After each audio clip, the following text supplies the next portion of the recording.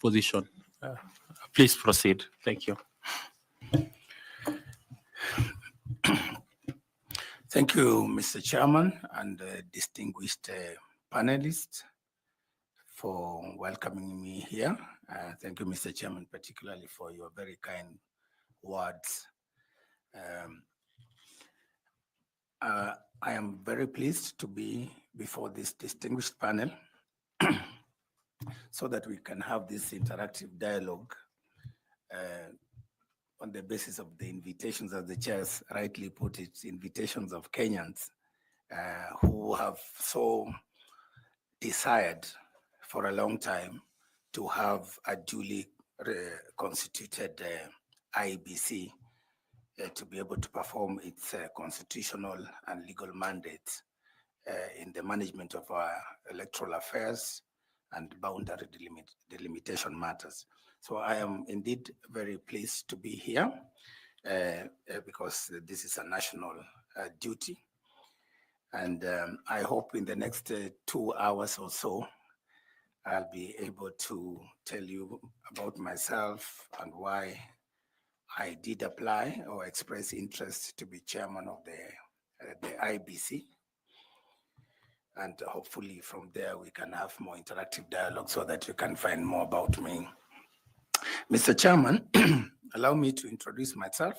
I am Erastus Edung locally Ethekon, as you may have seen from my application or documents submitted to you.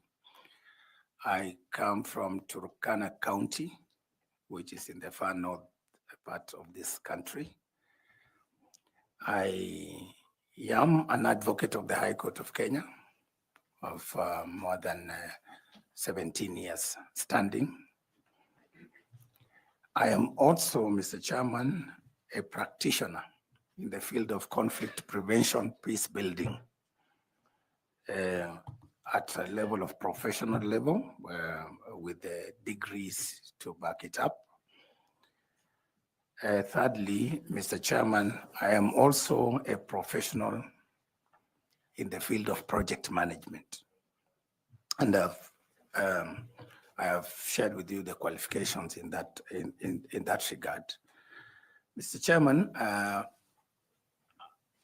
I come before this panel as a Kenyan, and a Kenyan from the north, who is passionate, who is committed, and who is consistent to contribute to our national building duty, because I look at Kenya as a project, as an ongoing project that calls upon all patriotic citizens who have various skills, who have various competencies and skills, and that they are therefore called upon to participate in building Kenya. As you are aware, the chairman and distinguished panels, Kenya is a country that is going through democratization. And electoral processes, electoral management is one of those important duties that we as Kenyans must manage. And therefore, I come here well aware of the kind of institution or the kind of duties, the kind of mandates that a chairperson of the IEBC is required to undertake. So, having looked at my professional and academic career, I felt that I think I possess the relevant academic qualifications and the relevant work experience that is necessary or that will be helpful to the management of the IEBC. Number one, Mr. Chair, I am one of those professionals that possesses multiple academic qualifications, having studied law at the University of Nairobi, where I obtained a bachelor's degree, second class upper division honors. I followed that with qualifications at the Kenya School of Law, where I obtained a postgraduate diploma in law, whereupon I was thereafter in 2003, I was admitted to the bar to the role of advocates of the High Court of Kenya to commence my journey as a legal practitioner, as an advocate of the High Court of Kenya. Later on, not necessarily in the order of chronology, later on, Mr. Chair, I followed up my legal qualifications with a specialized certificate in implementation of the international human rights treaties at the University of Nottingham in the UK. And this was through the Chevening, what they call the Chevening Fellowship by the Foreign and Commonwealth Office. So I'm a Chevening fellow or scholar in that respect. And then with having done that, I also made sure that I later on did a master's in law at the University of Derby in the UK. And in that regard, I deviated a little bit from the issues of human rights, governance. I focused more on issues of transnational oil, gas, and energy law. And again, distinguished panel, this was in recognition of the fact that Kenya was also going through, by 2012, we had also discovered oil reserves, so I needed to have some knowledge on how that field works. So that's, in a nutshell, my journey around acquiring legal qualifications, both in Kenya and outside Kenya. Mr. Chairman, my academic journey continued, and in mid-2000s, I was actually among the first Kenyans to venture into the field of conflict resolution, conflict and peace building studies, where I later on acquired a Master of Arts in International Peace, Conflict and Development Studies. This was a new field that time. Not many people knew about it, but I ventured into it out of the personal experiences from where I come from, a county, a region that has been prone to conflicts and violence. So I decided to study so that I get the necessary understanding of conflict analysis and tools that can help in the resolution of those conflicts. And finally, Mr. Chair, in terms of my academic journey, when I worked, I got an opportunity to work with an international organization in the United Nations, UNDP, United Nations Development Program.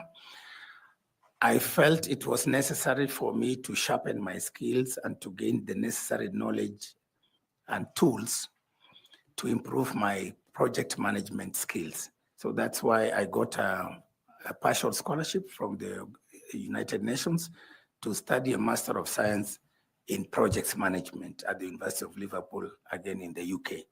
So these are some of the tools, these are some of the skills, these are some of the academic qualifications that I'm bringing to the table as we have this dialogue on my suitability as a chairman. And Mr. Chairman, with your permission, maybe later on as we have the conversation, we can relate, we can see the relationship between these qualifications and the work that I'll be undertaking, if successful, at the Commission.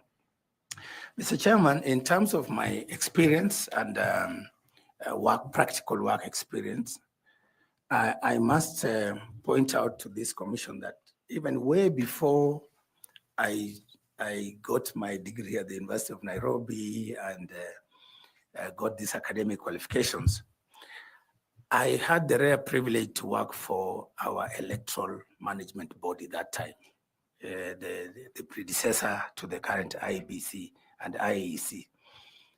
And that is the ECK, Electoral Commission of Kenya. Way back in 1997, before I joined the university, I was recruited as a returning officer to undertake the work of the commission in voter registration during one of those instances where the commission undertook mass voter registration.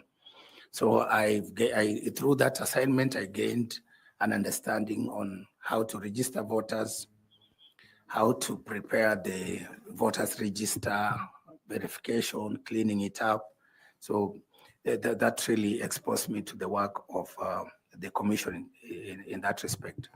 Later on, Mr. Chair, distinguished panelists, in 1997, during the general election in December, and again in 2002, I served the electoral body as a presiding officer, where I managed the polling station, and I ensured that the voting preparations and the voting, the counting, the tallying, the declaration of results was done in those two respective elections, which were fairly successful, and they ended up with the good outcomes. So, Mr. Chair and distinguished panelists, that is how I got to interact with the work of an electoral management body. And so it is not therefore then a surprise that much later, I sustained the same interest and desire to work with an electoral body such as now Iebc. And I think at some point in 2014, I did apply and I was considered for the position of Iebc CEO. We went through rigorous interviews by Iebc through KPMG and other panels. And I must report that I was among the top 3 candidates. And luckily, of course, or unfortunately, the chance went to someone else who was also a deserving Kenyan. So I got to miss that opportunity, but then I never lost hope. So I kept on, and that journey has brought me to this place at the moment. So, Mr. Chair, in terms of experience, as I was going to go there, I have worked in different institutions, as you may see from my CV. I have worked in law firms. I have worked in parliament for 2.5 years. I have worked with an independent national commission, the Kenya National Commission on Human Rights, for 3 years. Then I joined the United Nations, where I actually spent most of my professional career for close to 12 years before I went back home to serve the people of Turkana in Turkana County as their first county attorney. So this, over the last close to 20 years, I have accumulated experience throughout my work in these various institutions, which required different skills, which required different competencies, and of course, through which I acquired a lot of training and capacity building. So, Mr. Chair, I think, I don't know whether I should go into the specifics.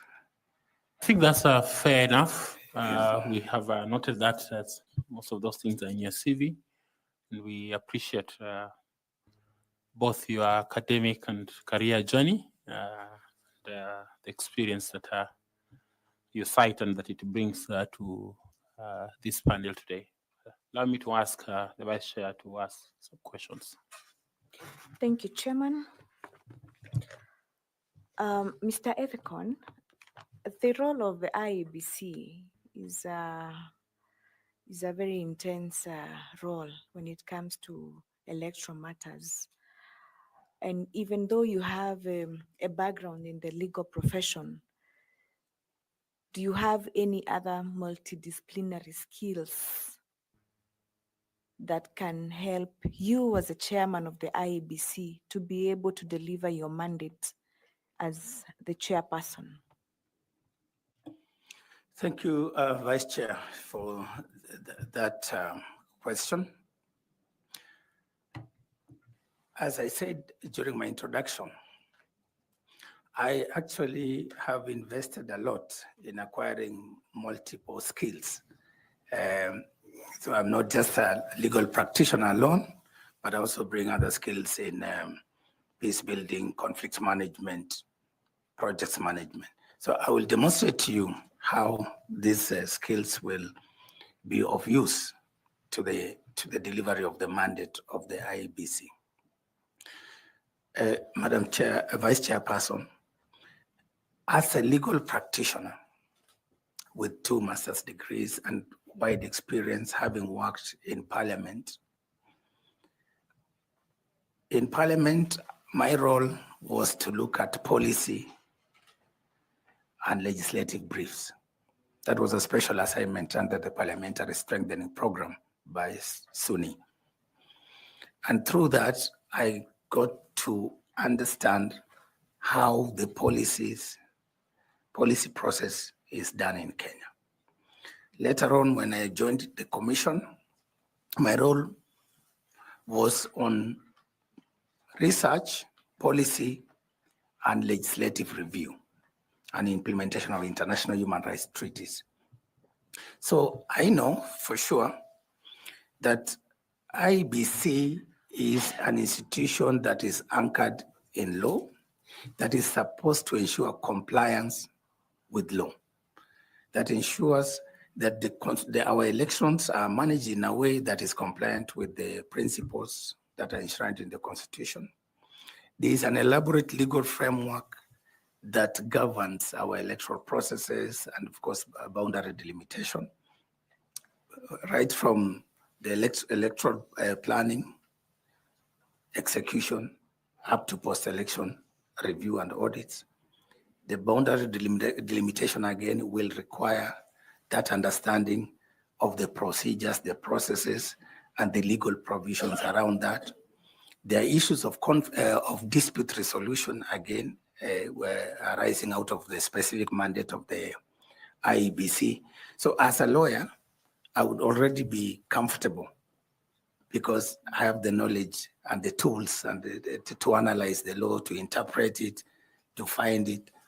And more importantly, because my role at the National Commission on Human Rights was actually based on legislative review, I should be able as the chairman to lead my commission, commissioners and secretariat and the stakeholders in proposing, in making a case for reviews where, legal reviews where those are necessary. So for me, that skill of legal interpretation, legal writing, legislative drafting will be handy. Then secondly, in terms of my knowledge and skills in projects management, for example, you look at a project, we know, of course, elections. Sometimes elections generally are a process. But we can also look at an election, a specific election, for example, the 2022 elections that is coming in a few years. We can look at it as a project. You mean 2027? 2027, I mean. The 2022, sorry, Mr. Chair. The 2022 is just passed. For example, if we take the election of 2027, already from a project manager's point of view, you can look at that election as a project. And a project has a start date and an end date. And I'm sure that will be reflected in our electoral management election operations plan. So when you look at it, then you have to deliver these elections within the time frame. You have to deliver it within the budget. You have to deliver it within the scope. Then you have to deliver it again, working together with with the project stakeholders. In this case, for the case of elections, you are looking at the various stakeholders we are working with. So as a project management professional, there are specific skills that I'll bring. For example, time management, attention to detail, leading teams with emotional intelligence, making sure that all the teams at the commission, all the stakeholders, their issues or their concerns are taken into account. So there are those specific, including financial management and risk management. So those are some of the special skills that as a project manager, I bring on the table. Thirdly, Madam Vice Chair, my knowledge and skills in the professional field of peace building, conflict management, because the Constitution calls upon us to ensure the elections are free from violence, intimidation, harassment. Those skills I have, for example, in the past, then maybe if I explain some of the things that I used to do at UNDP. We supported this country to come up with the conflict early warning and early response system. It is there, it is working, it's called WIANO. Those of you who have interacted with the National Steering Committee on Conflict Prevention and Management, that system worked during the 2010 referendum. It worked during the 2013 elections. And I've not interacted with of late, but I am assured that it's working. And that's a system that, so those are some of the skills that I bring in terms of mediation, negotiation skills, facilitating processes that ensure the resolution of some of the internal conflicts, but also other conflicts with external actors. So in a nutshell, Madam Chair, without belaboring the point, I am here with all these tools at your disposal, at the disposal of Kenyans, to make sure that we improve our electoral processes in this country. Thank you. Thank you, Mr. Ethekon. Just as a follow-up, could you give this panel a scenario whereby your leadership skills have been tried and tested in your past career experiences and exposure?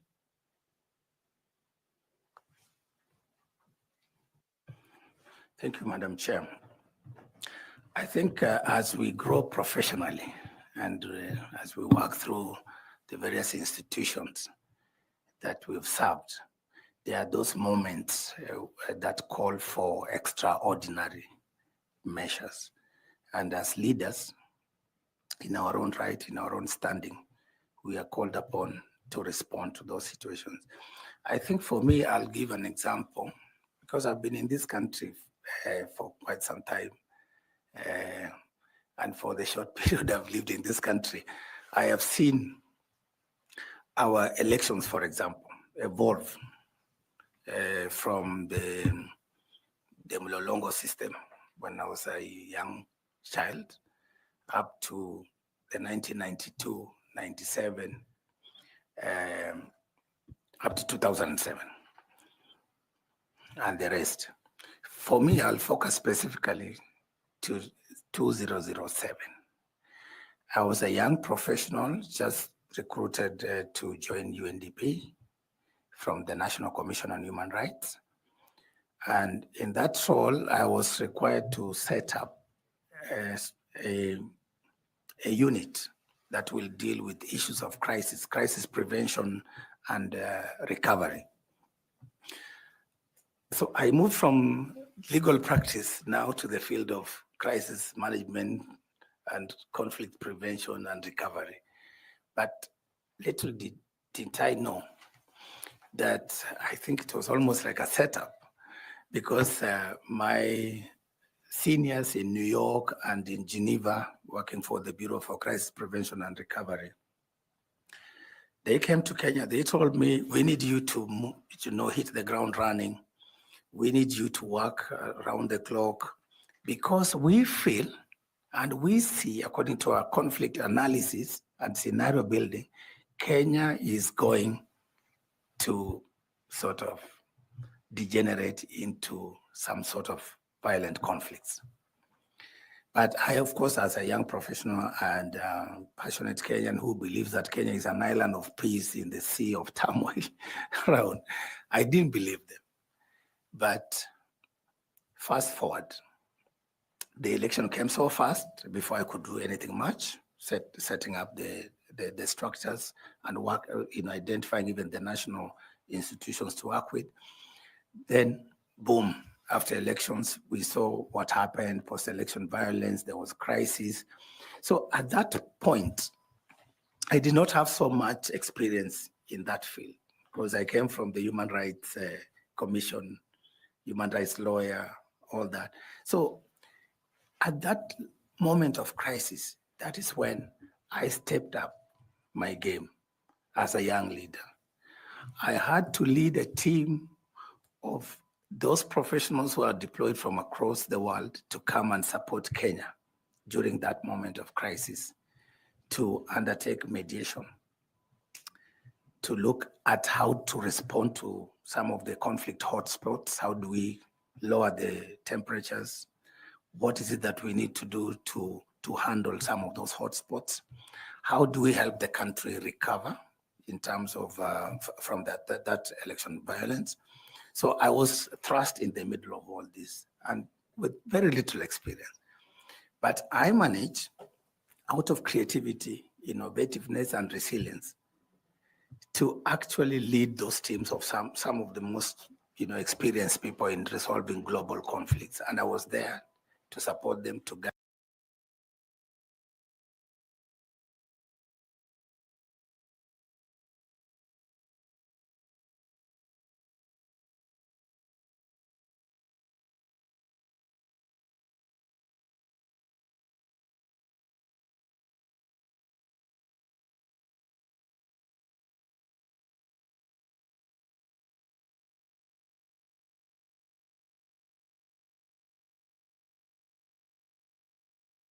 Policies also once. Right.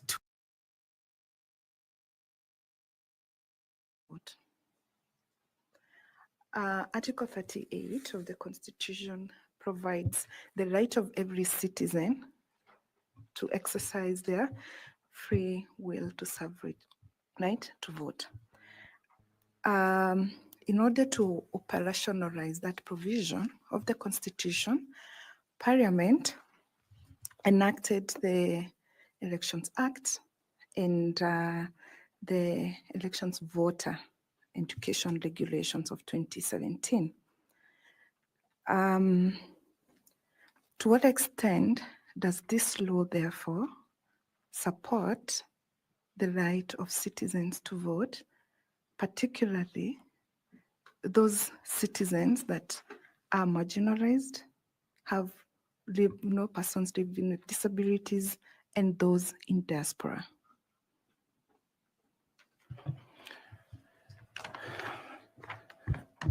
Okay, thank you very much, Ms. Carol, for those questions. I think there are multiple questions there. But if I got you right, I think it's in regard to particularly the voter education. No, we are speaking generally about the right to vote for those people who are marginalized, persons living with disabilities, and those in diaspora. Thank you very much. I think I got you right. I think to respond to that,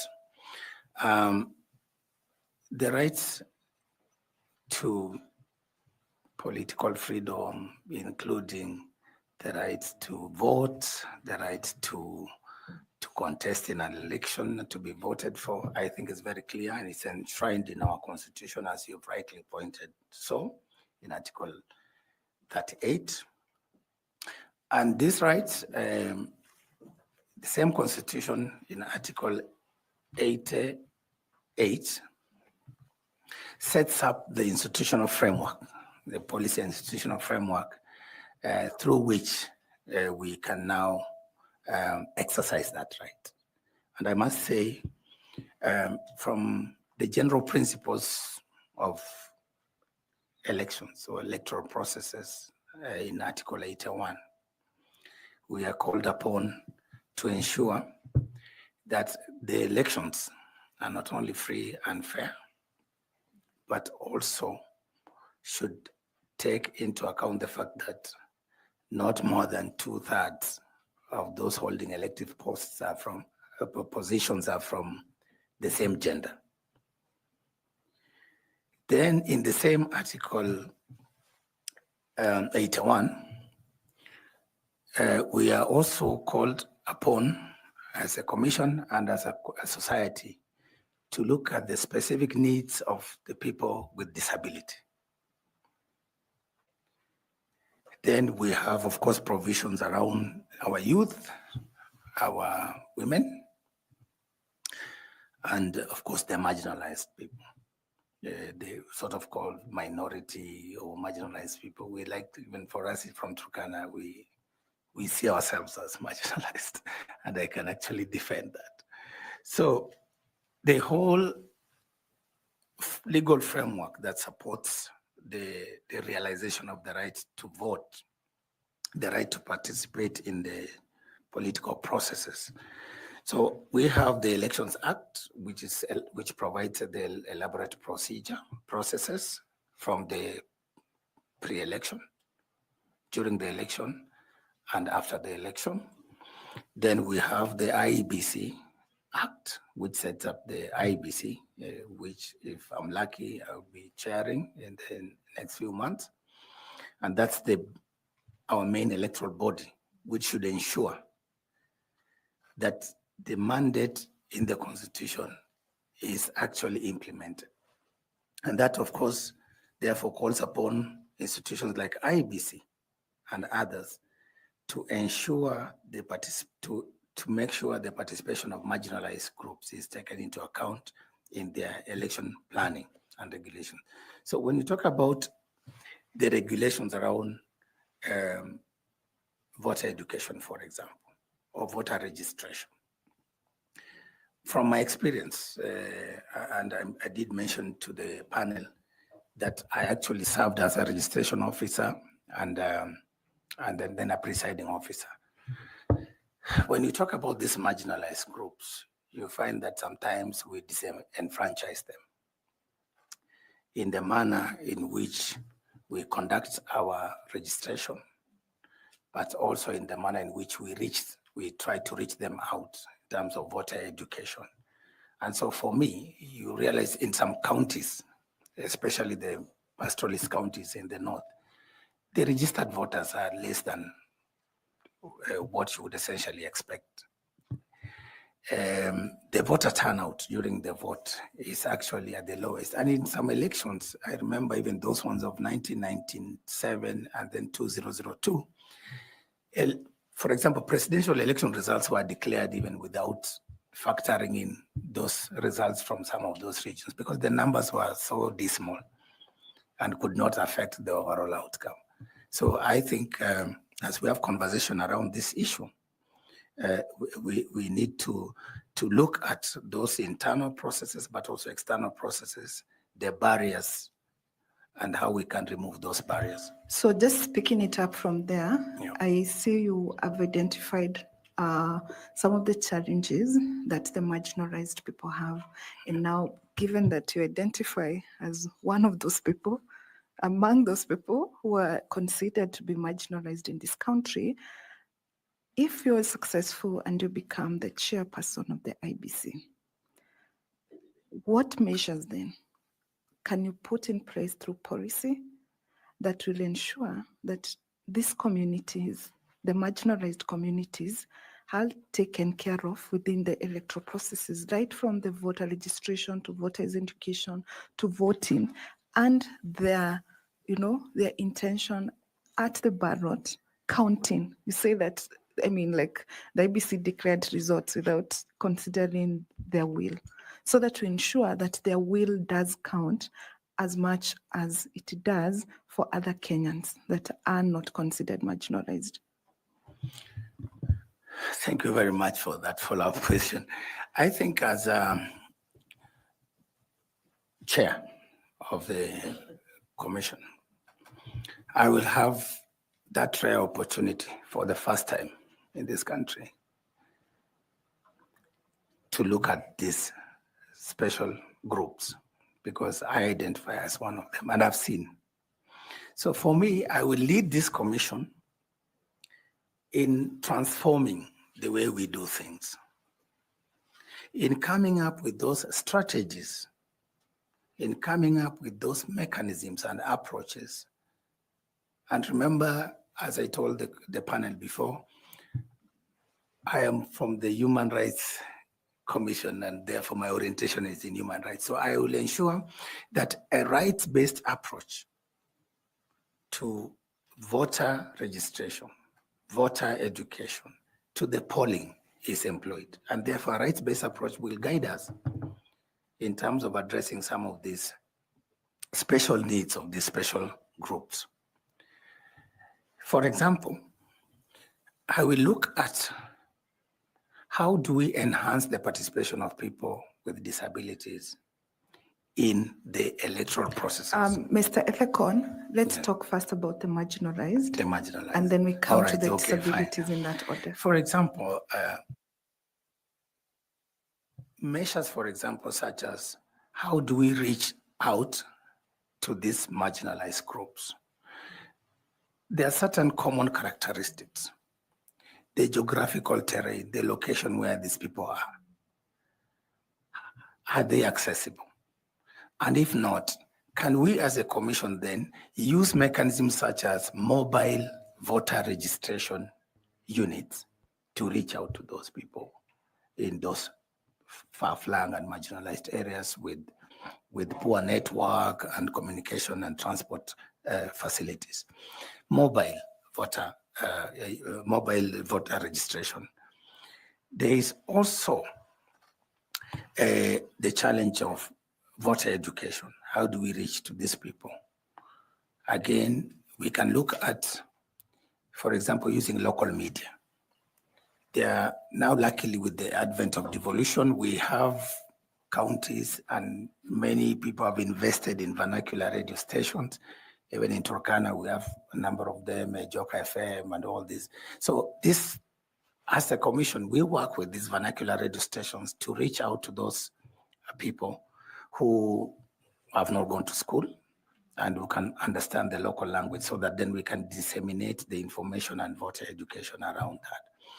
Then during polling, you know, some of the factors that drive the low voter turnout in these areas, you find in some of these areas in northern Kenya, these are drought, for example, during an election. People would rather concentrate on looking for the basic survival than go and vote, because that's a luxury to them. Areas where there's insecurity. Because of insecurity, people fear to go and vote. And in some cases, I'm told, Chair, with your permission, in some cases we are told in some regions, during elections is actually, that is the season for cattle rustling. Because, you know why? The security are occupied supporting the election process, providing security around elections. Therefore, once they are reassigned, then you leave a vacuum. And therefore, these cattle rustlers come in. So those are some of the challenges these people. So as a commission chair, I will therefore work around the clock to ensure that we address those security challenges in those areas that suppress their vote.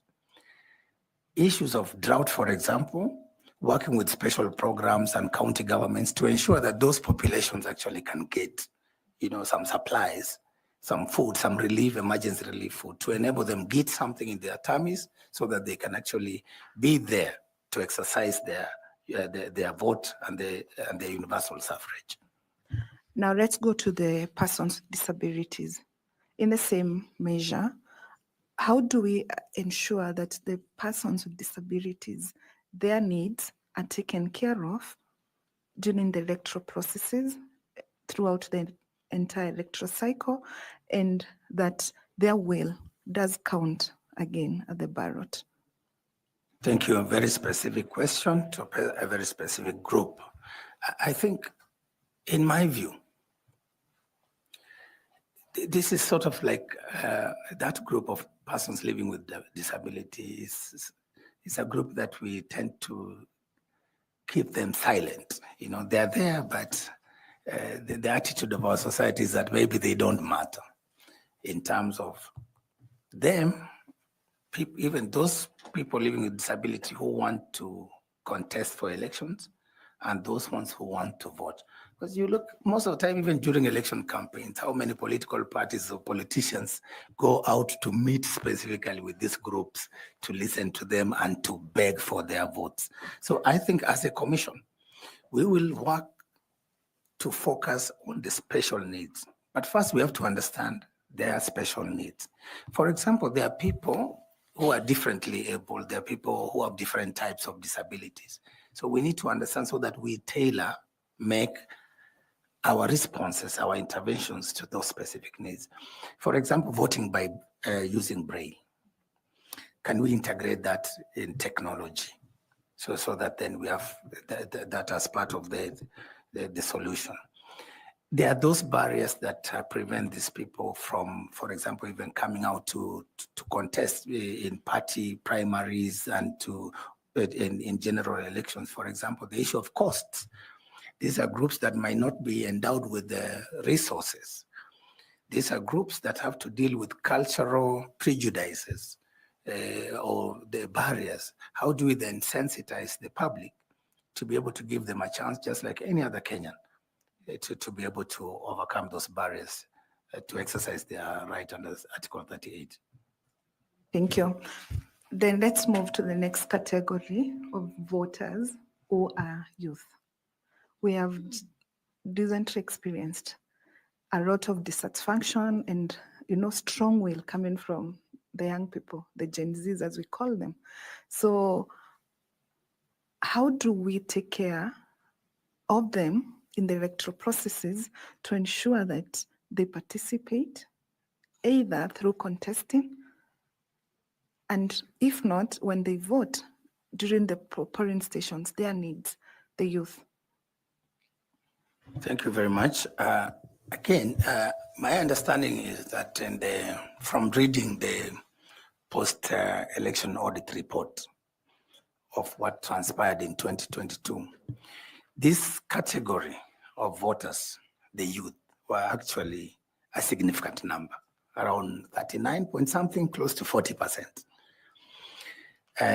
So in terms of the real numbers, around 9 million. And this group, of course, you can see their level of participation in an election where the voter turnout was about 64 point something %. So this group, until of course recently, was again a silent sort of majority until last year when they expressed their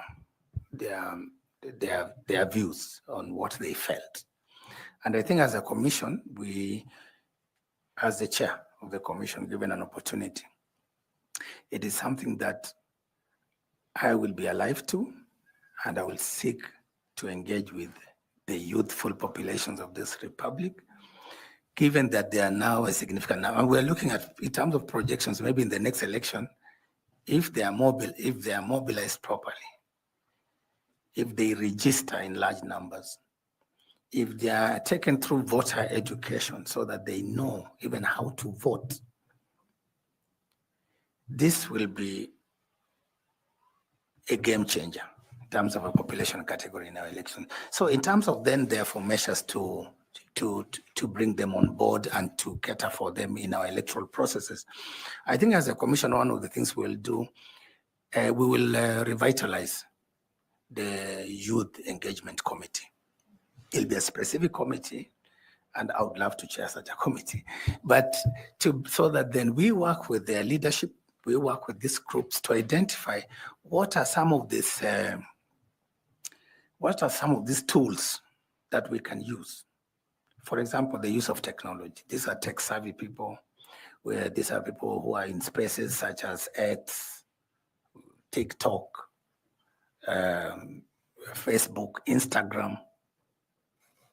So we can work with them and the big technology companies to see how do we reach out to these groups, what language do we use? I'm even suggesting maybe we can use the AI and algorithms to see how do we specifically target them and what kind of messages. So in terms of voter mobilization for them to register, but also to use technology platforms to be able to sensitize them so that by 2027, they are ready to exercise their constitutional rights. Thank you for that. And moving on to the last category of vote people that I would like us to talk about, this is the diaspora vote.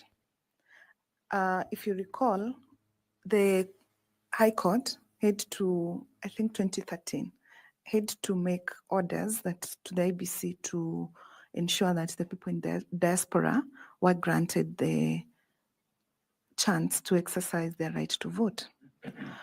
Subsequently, there have been progressive realization of that right in regard to the people in diaspora. A few centers in the world have used the embassies to vote. So having been one of those persons from your own experiences who has extensively been living in abroad, what measures then do you foresee, if we become successful, that can be utilized to ensure that the right to vote for people in diaspora is realized and that the IBC can put in place? Thank you very much, ma'am, for that question. Again, on the right on the rights under Article 38. The diaspora group, these are Kenyans. For one reason or another, they have left the country to look for education, to look for economic empowerment. I think this category is key, particularly given that their contribution even to our economy, diaspora remittances. So it's a big constituency, even in terms of our taxes. So I think for me, this is a group that I want to take it to account and to focus on. I do understand there have been incremental gains from, I think, about 5 polling stations or countries to now about 12 countries in the last election. And therefore, we are making progress, as you rightly pointed out. The Constitution gives these people the same rights as us, but it says progressive realization. So that, of course, because of the nature and the logistics involved.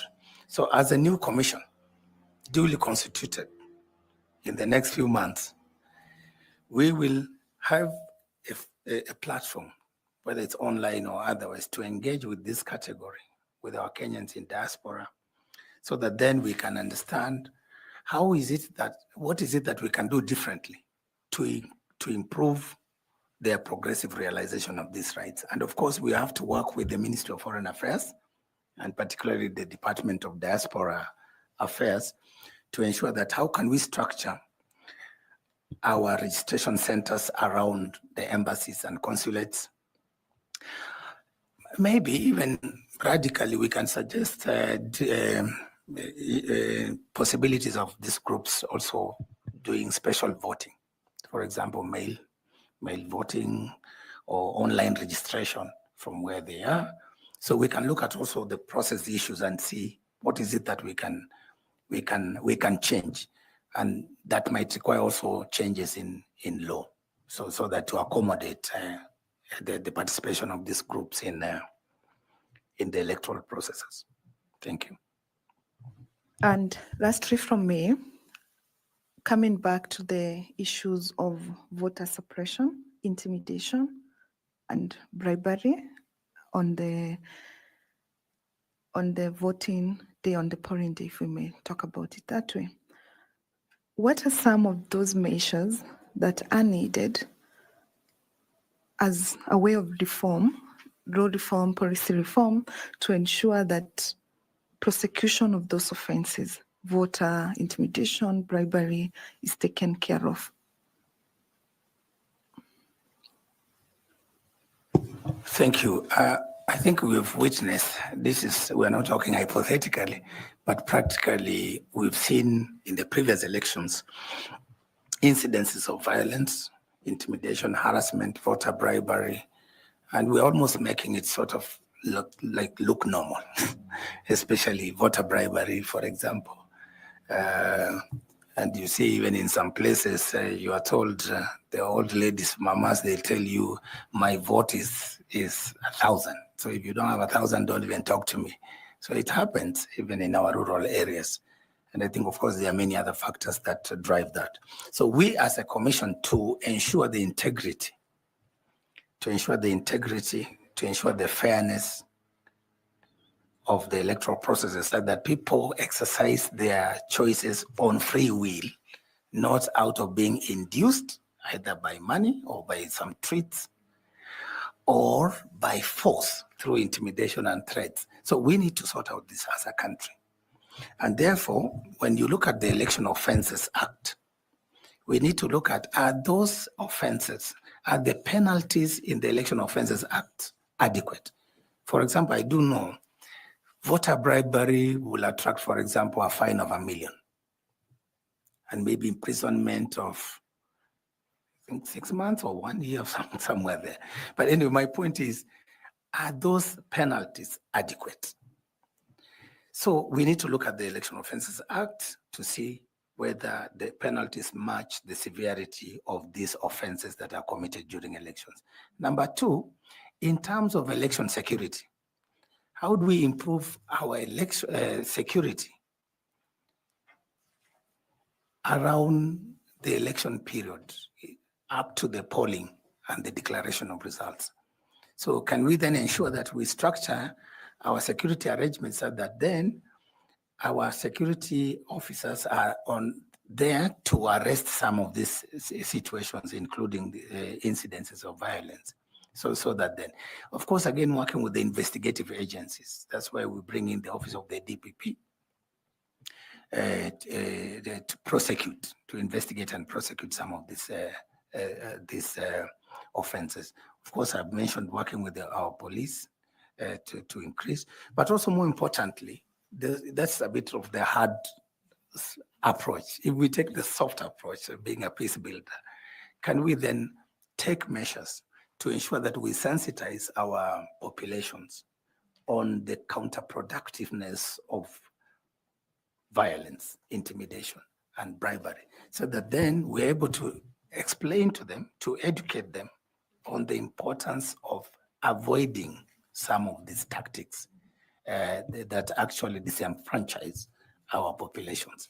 All right. As a follow-up question, I hear you proposing harsher penalties and sentencing, measures. But I'm wondering, like, there is an existing legal framework today that seeks to deal with these issues. In my view, the problem is not actually maybe the law. The problem could be that that law is not being implemented, is not being enforced. And as you said, we have started taking it normal and casual.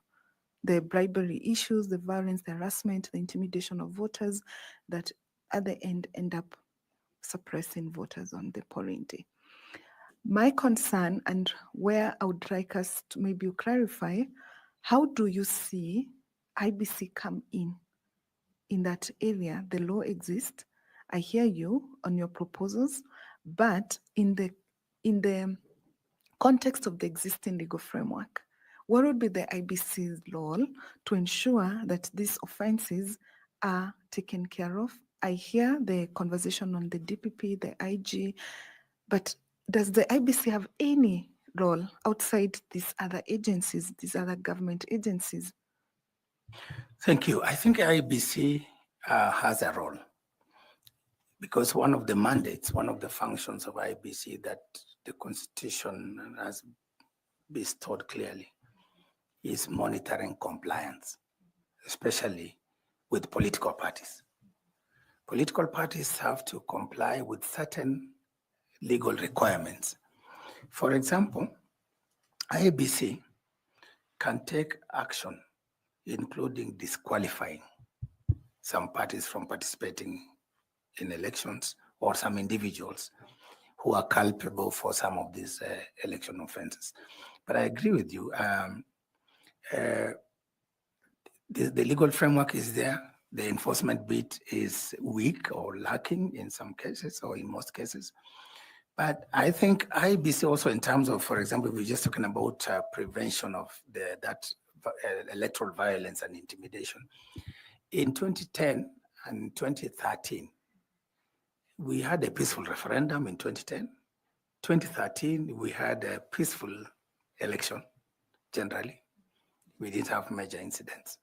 But not because there were no, these things were not there.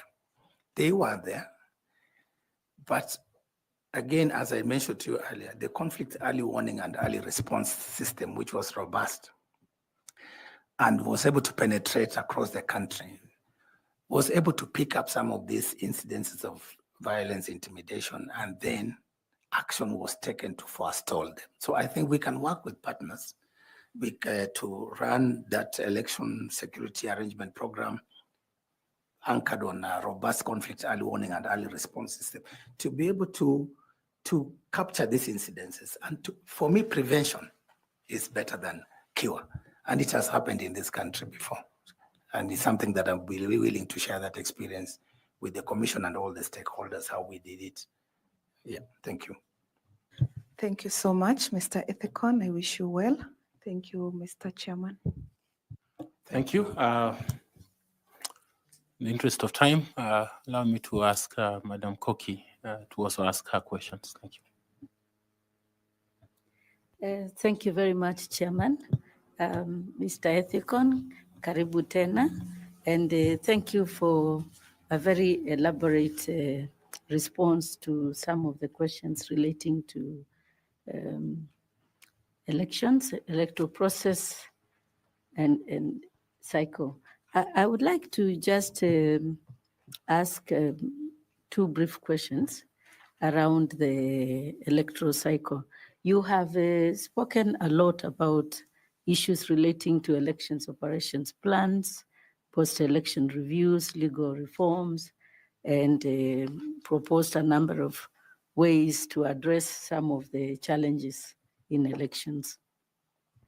I wanted to just, in view of the fact that the Iebc may be reconstituted in a short while, it means that we have very short period of time before the next election.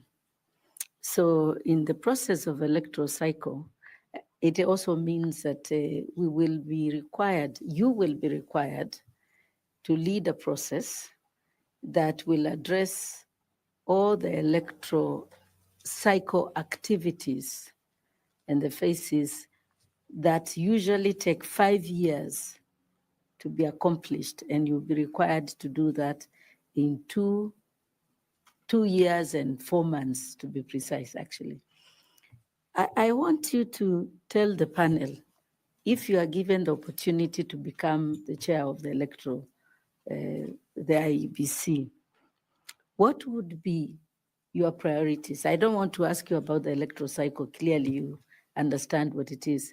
But then you also understand the gravity of what needs to be done before the next election. And in fact, this is a special period. We are also required to conduct boundary delimitation, which is also a whole big process. So I just want you to tell the panel and to reassure Kenyans who are watching, when you are given the opportunity to be the chair of the Iebc, how are you going to prioritize and manage these processes that are legally required before the next election? That's part one of the question. Thank you, Ambassador Koki Moli. I am very happy to see you here. When I used to be in the human rights, our paths used to cross frequently. Allow me then to give my responses to these very vexing questions, because every Kenyan is thinking about the same, that now that it has taken this long to have Iebc in place, the commissioners, and yet we have all these pressing issues that are pending.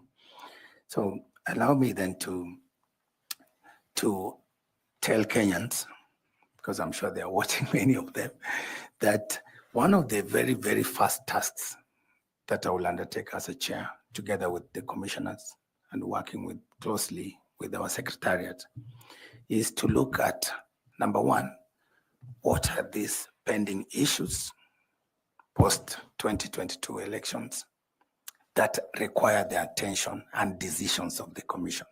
Because the commission takes decisions as a body corporate. So we will look at, for example, matters related to the pending by-elections. I know there are about, I think, 7 of them or 12. There are issues around, of course, boundary delimitation, for which the constitutional time limits for review lapsed last year around March. And then, of course, there's now where the rubber meets the road, the 2027 elections. How can we then work backwards from the August date to where we begin our work as a commission? And I must tell Kenyans then, therefore, that the reason why this exercise is being undertaken is so that to have the 7 commissioners who will be board corporates who are responsible for initiating some of these actions through either gazetting some processes to begin. So as the new chairman, if I'm successful, I will work with my secretariat and and colleagues to look at how do we then sort out the issue of the by-elections. How do we initiate that process? Number 2, the issue of boundaries, as you have mentioned. What then needs to be done now that the constitutional time limits has lapsed? So we look at it, I am sure, before the time lapsed, because I know we have a secretariat, and I know these are some of the most professional Kenyans running that secretariat. We will find out as a commission to what extent had they begun the preparatory processes towards the boundary review and the delimitations. So we'll look at the work already done, see what needs to be taken forward. But there are also, Ambassador, with your permission, there are also certain hard questions we have to ask ourselves. Now that this boundary delimitation constitutional time limit has ended, what are we supposed to do next? So we will have to seek, for example, dialogue with the judiciary, the Office of the Attorney General, to sort out the legal issues. Then number 2, we also have to bring on board stakeholders to have a discussion around the boundary delimitation vis-a-vis the timelines for the general election, which you have rightly mentioned that they are tight. So we have to make a decision as a country whether we can undertake both these exercises at the same time, or we focus as a country to planning and executing the 2022 elections. And this is an open discussion. We don't have the answers as a commission, but what I assure Kenyans is that we will call that dialogue so that we can address this very, very critical issue. Number 3, in terms of the Iebc itself, I am aware that their strategic plan, which is the document that guides the commission in terms of execution of its mandate, may have expired, and therefore their preparatory processes towards coming up with a new strategic plan. So priority as chair would be for us to finalize that strategic plan, because strategic plan is a document that will guide us in terms of delivery of not only the general election, but also other critical processes, including the boundary delimitation. So our focus will be to look at that strategic plan, to approve it, and then from the strategic plan, we can now derive the electoral operations plan, and of course, many other plans, including the security, we sort out the funding issues. So for us, once we have these strategic policy guiding documents, and we are very comfortable as commissioners, remember we'll also be new, maybe most of us, if we are successful, we will have to very quickly internalize this and then roll out. And where certain decisions will require me as a chairman to gazette so that we initiate them, I will do so as soon as practicable. Thank you. Thank you very much. I would like to thank you for the answers that you have provided, and just hope that as you pray and hope that the Secretariat has done a lot more preparations for the administrative work, and we expect that they have done that in terms of preparing for the election, so that you or anyone else who gets this opportunity is able to plug in the processes and just ensure that the processes that require gazettement or require the commission are taken care of.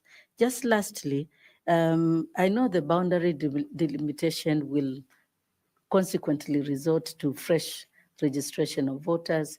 And of course, there are younger voters who have since become of age that will be registering, and that requires another big job of cleaning the voters register, updating it and making it current. And all this work requires something you have mentioned called budget and funding.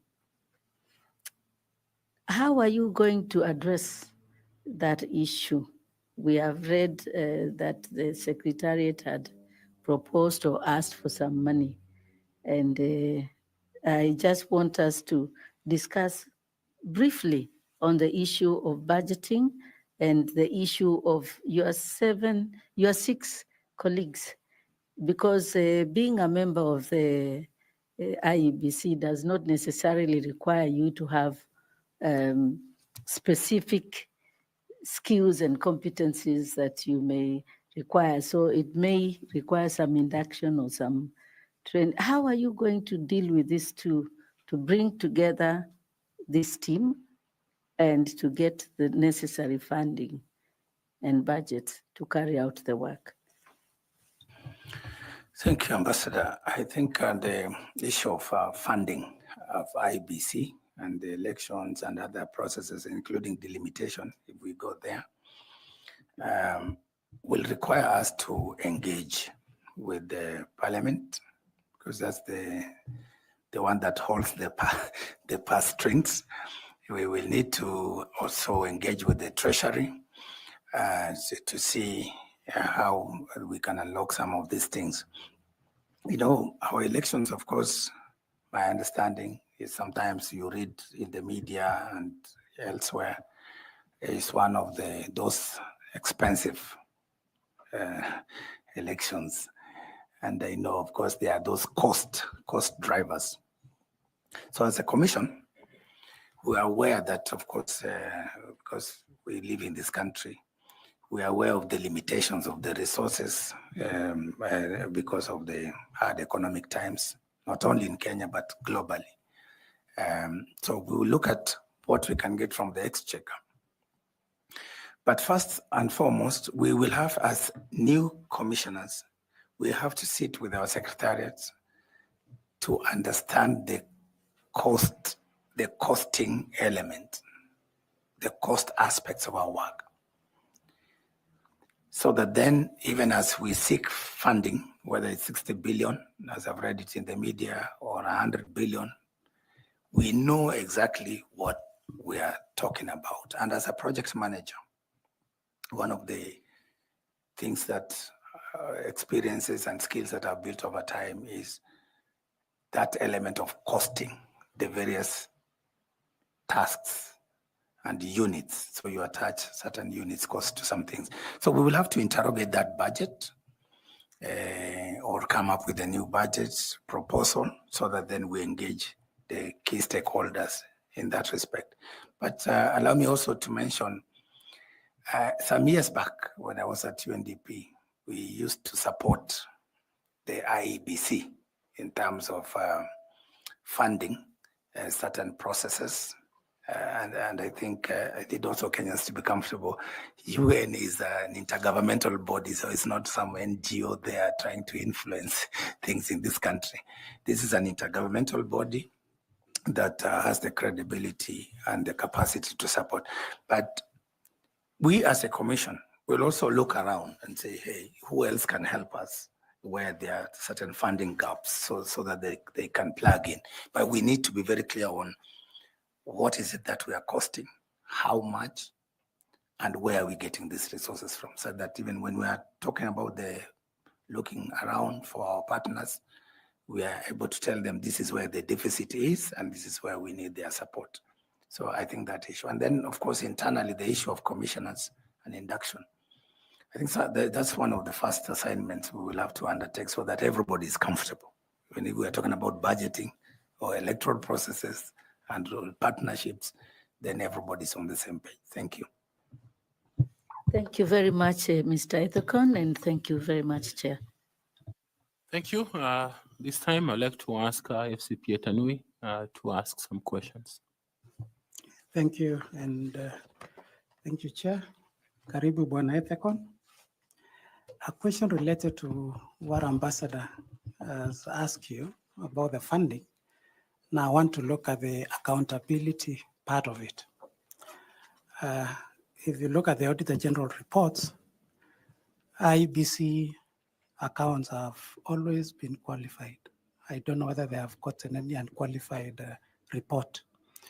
Reason being that there are issues touching on procurement matters, how they have accounted for the funds allocated.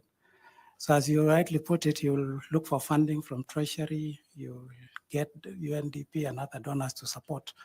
But the major issue that has been there at Iebc is accountability of the funds. And you will note the Public Accounts Committee reports. If you're to look at them, there are many key audit matters that have been raised. So as the chair, yes, we do know you are not the accounting officer, but you are the head of that institution. You are the head of the electoral management body. And yes, there is an accounting officer, but you are responsible for the commission as the chair. So what mechanism will you put in place, or what strategies will you put in place to ensure that there is accountability in the resources that you've been allocated? Thank you, CPA Tanui. And CPA Tanui, for your information, I attempted to follow your footsteps by studying CPA some years back after high school, but I managed only to reach CPA 2 thereabouts. Then I dropped it. Yeah, So, you can still continue. thank you. I think with this enormous task ahead, I may postpone it to a later date. But thank you very much, CPA Tanui.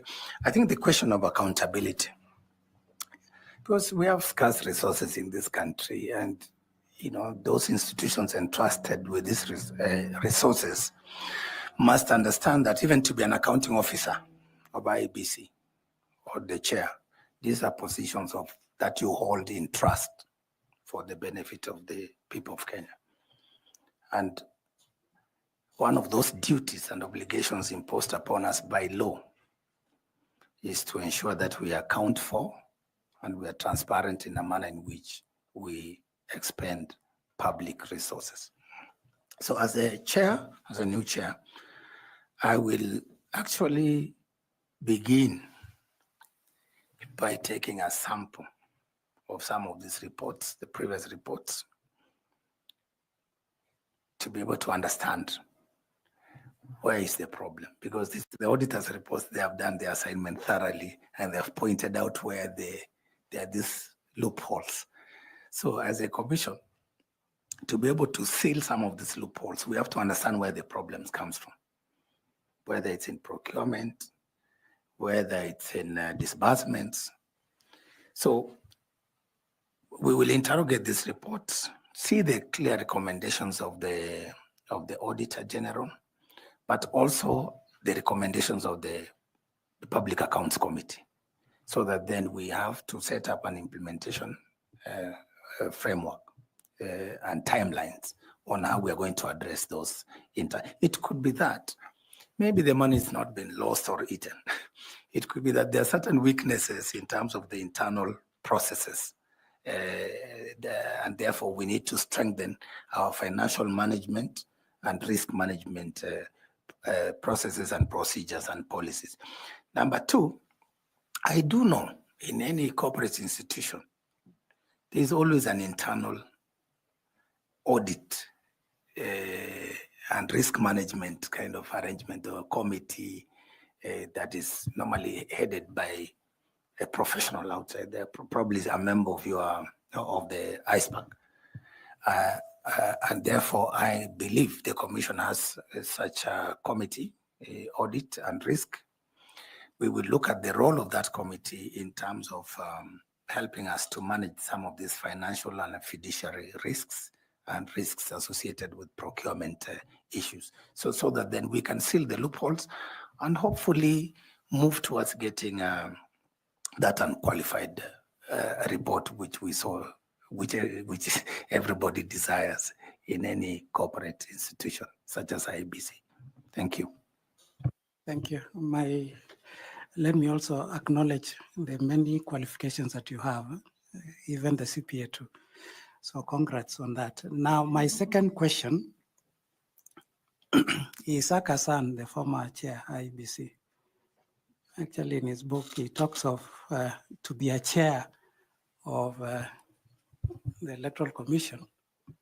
He calls them 3 Gs. And one of the 2 Gs that I remember is that you need to have grandchildren, you need to be playing golf.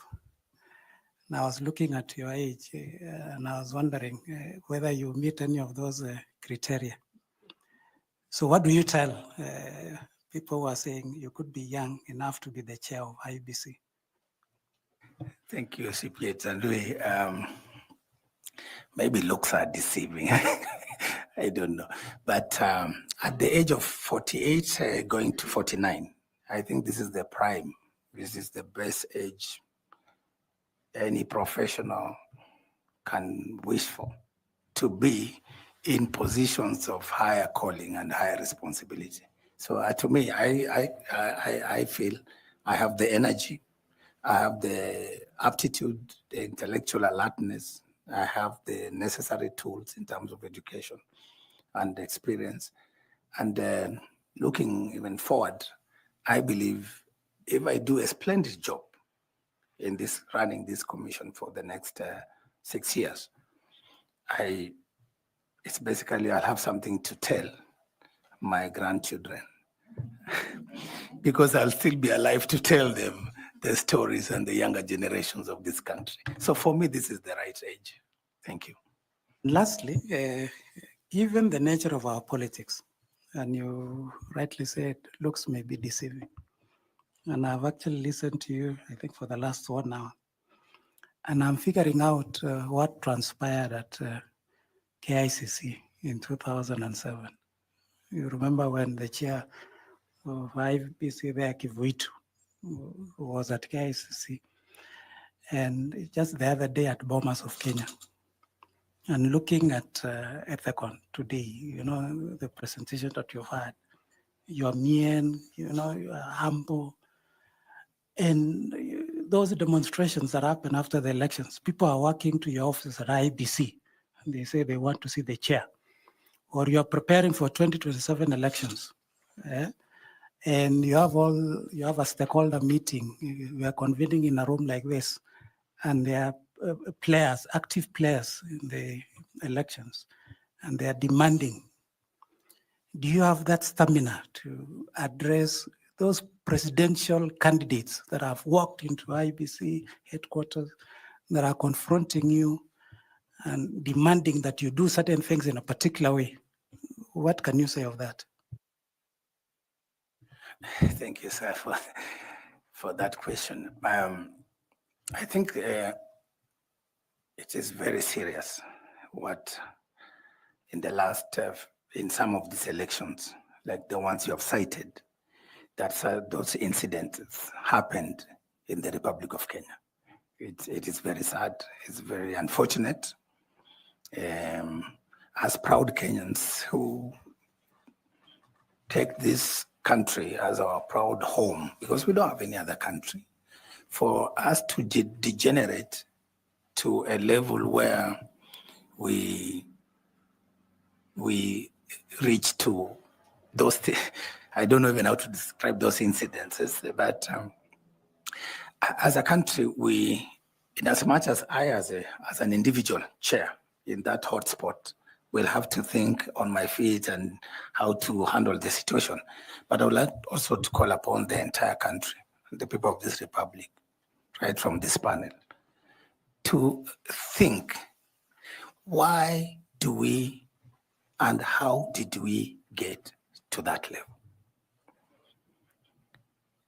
What are these underlying issues as a society? that we must look at for us not to be.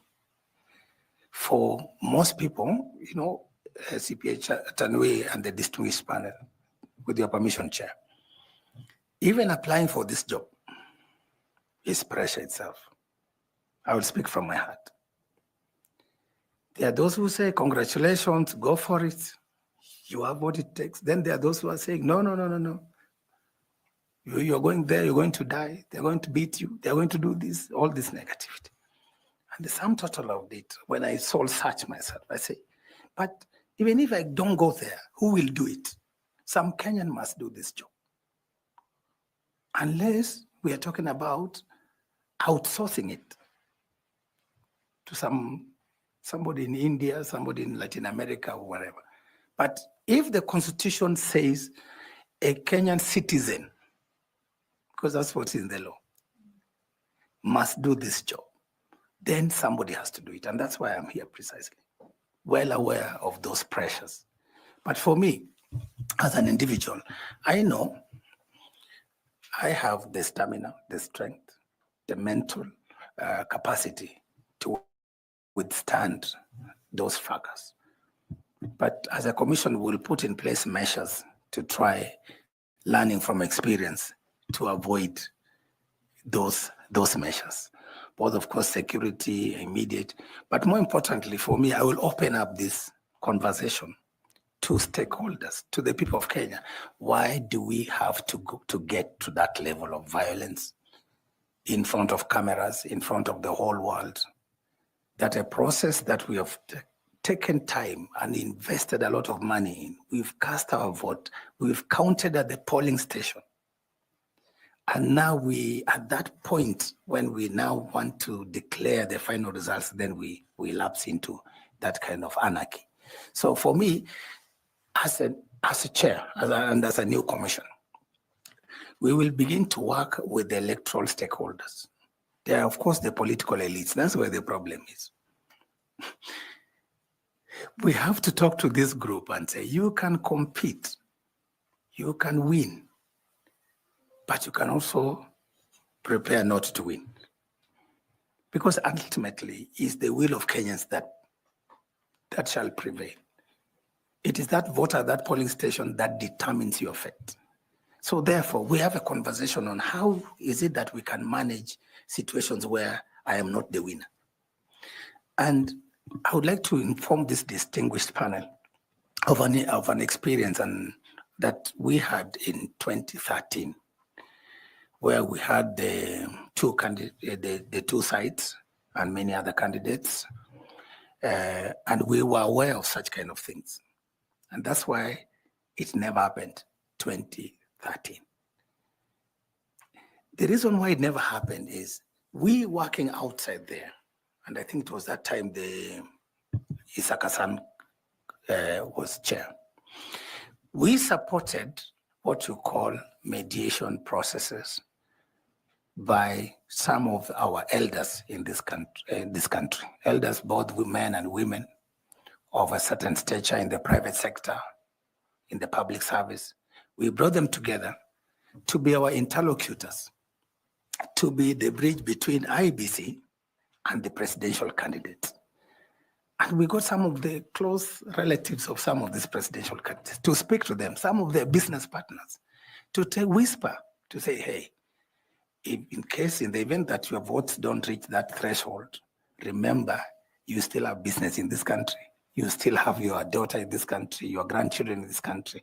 You have a country to protect. And therefore, whatever happens, let us take the legal route, which is go file a petition, ventilate the issue at the Supreme Court, whatever the outcome, let the country move on. We did it. And I remember, if you recall, those of us who were there at that time, remember peace charters. We had these candidates, all of them, commit to sign a peace charter. And we publicized it up to the determination by the Supreme Court, where we reminded them, and we reminded Kenyans that so and so, they have committed. They are not going to incite violence. They are not going to do this, but they have accepted they will follow the due process of the law. So that kind of arrangement, those kind of ideas working with stakeholders can help us to forestall the unfortunate situations and scenarios we witness in KICC and in Bomas. Thank you very much, and I wish you all the best. Thank you. Thank you, sir. Okay, thanks. If I was in a privileged place like yourself, I'll have told Tanwi that I grew up in Turkana, so I can manage hard times and situations. Thank you, Chair, for that. Okay, let's have our friend Misati. Thanks so much, Ethekon. You have actually explained yourself. I was just doing a follow-up on when Ambassador Koki asked you about the priorities. Maybe you forgot about the issue of voter registration. I want to follow that with my question, where I'm looking at the IEBC commissioners and the secretariat. In the Krieger report, there were some recommendations which were done on how IEBC commissioners and the secretariat should operate. May you set right to this panel some of the recommendations that you know of, the information you have, because given that you are going to be the chair of IEBC, given an opportunity, you should be able to be fast about those recommendations of the Krieger report. Thank you, Mr. Mohati. Misati. Mr. Musati. Misati. Thank you. I'm just sorry about that. Yeah. The Krieger report arose as a result of the events of 2007, 2008, in which we experienced that post-election violence. And then, of course, there was that process of internal review of our electoral management bodies. And I think some of the recommendations touched on the roles, the functions of the secretariats vis-a-vis the commissioners. And therefore, there was a recommendation to clearly delineate these roles so that to avoid situations where there are conflicts between the secretariat and the commissioners that can sometimes undermine the credibility of the institution, but also the credibility of the electoral processes. So that's one of the things that I can recall. Thanks so much. Now, I want to make a follow-up question on the same. Kenyans are watching, and Kenyans are wondering why, for instance, the roles of the IEBC commissioners, when they are not there, the gazettement, the issue of gazettement, so that voter registration can go on. What is your take? Because it's actually the secretariat which should be able to do that. Because why? Is it a problem in the regulations or in the law? Because the law says voter registration should be a continuous process. So Kenyans are wondering, why should IEBC staff all over the country be earning even salaries in the first place? What do you think you'll be able to do as a chairman to ensure that this process of voter registration is continuous? Because like now, if the commissioners are not there, they're not doing anything much. Why should they not be doing voter registration in the first place? Thank you, Mr. Mohati. I think this issue has also been disturbing my mind whenever I try to interrogate our electoral processes and wonder why do we have to wait until sometimes towards elections, then we start running like headless chickens, trying to do mass voter registration. And yet, the commission over time has put in place and actually continue normal, regular basis to register voters and to clear it. So for me, I think my understanding at the moment is that the law as it is, arising from the constitutional provision that makes IEBC a corporate entity. That is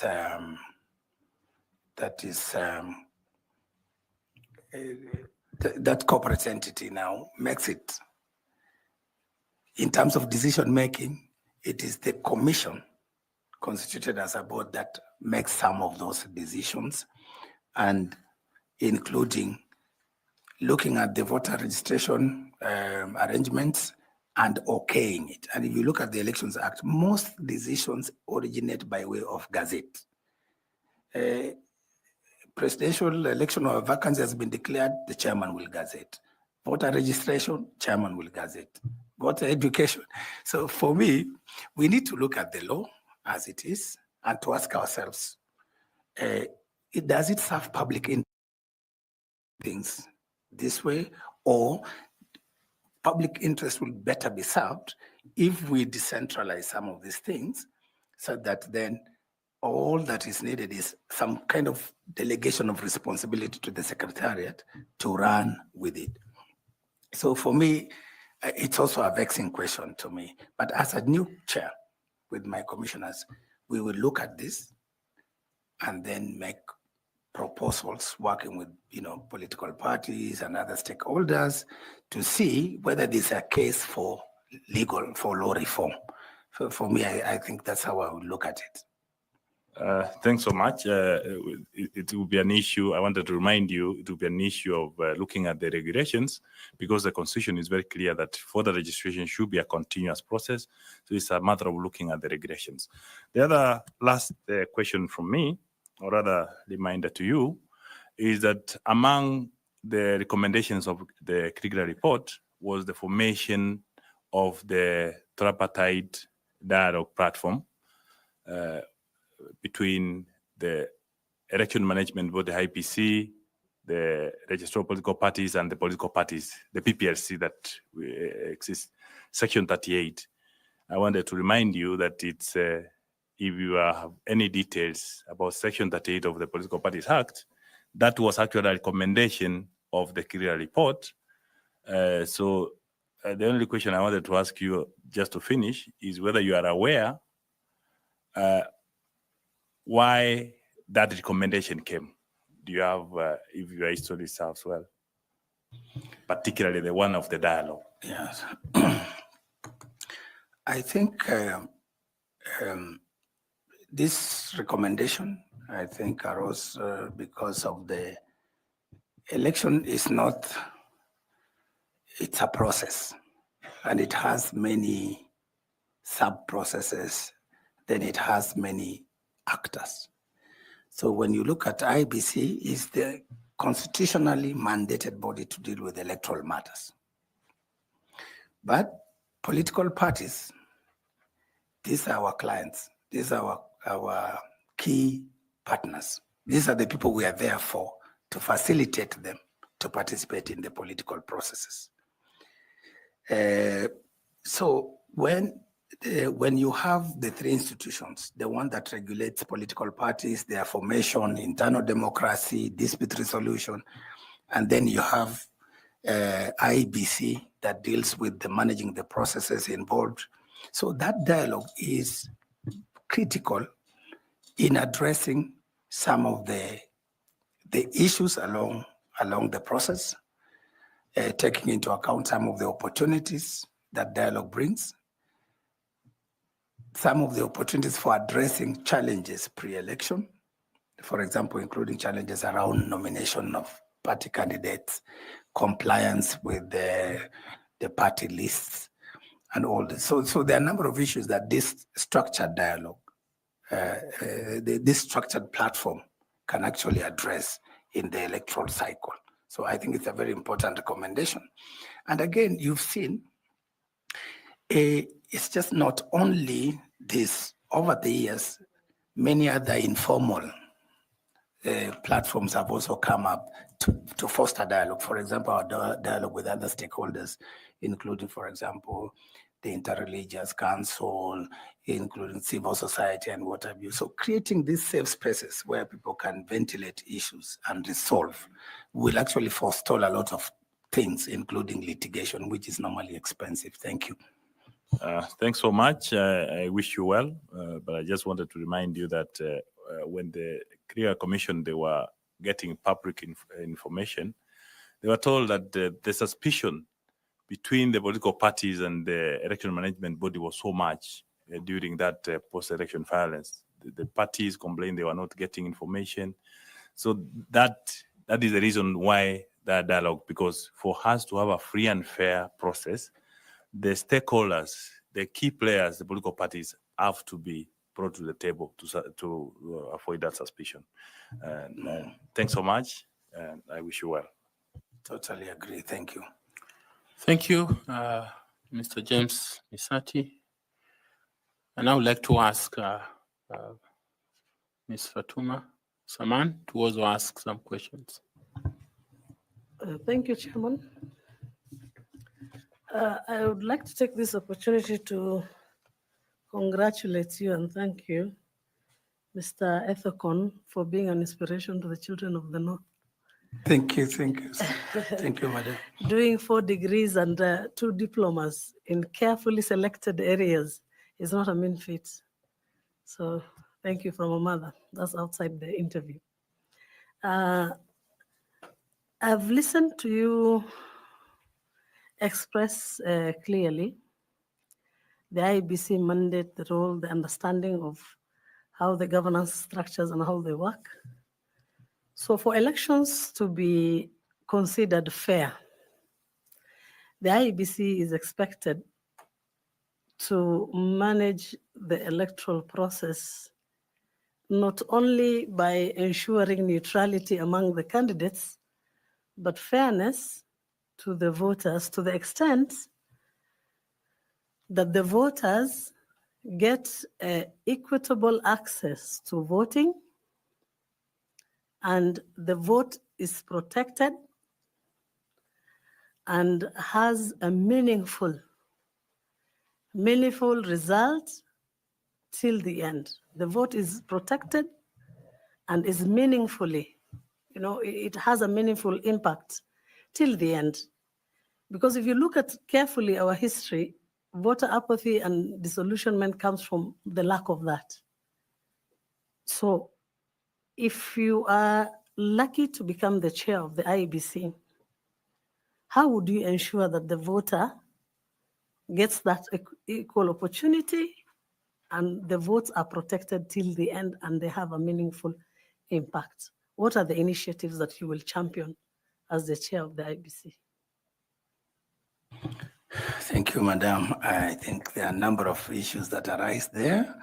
Number one is the issue of IEBC taking its mandate seriously, because IEBC is mandated to ensure that not only is the election fair, free, credible, transparent, verifiable, and more importantly, peaceful. IEBC is required to run the election in such a way that it must be seen to be what the Constitution has said. So all those elements must be there.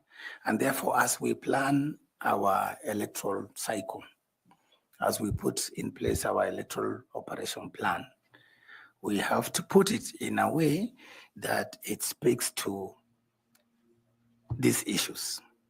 Number one, on the issue of the fairness, the participation of voters, we will put in place a system that will ensure that all the eligible voters are registered and are prepared to exercise their constitutional rights to vote. That therefore includes us reaching out to those marginalized areas, as we've had that conversation already, through those strategies. It involves us looking at those special groups, which we've had that conversation already on those strategies, and those will be in that operational plan. But more importantly, once we've registered everybody, we have to ensure the issues around the voter register, that we clean it up, that it's properly audited to ensure that only those eligible voters are actually allowed to exercise their voting and constitutional rights. Then number two, in terms of that part, the middle part, the polling, we have to ensure that we put in place measures that will forestall. For example, when you're talking about the neutrality and fairness, issues of, for example, those bribery and undue influence, intimidation come into mind, because you cannot have a free, fair, neutral election when the voters are actually constantly being bombarded with either bribes, intimidation, harassment, and all these sorts of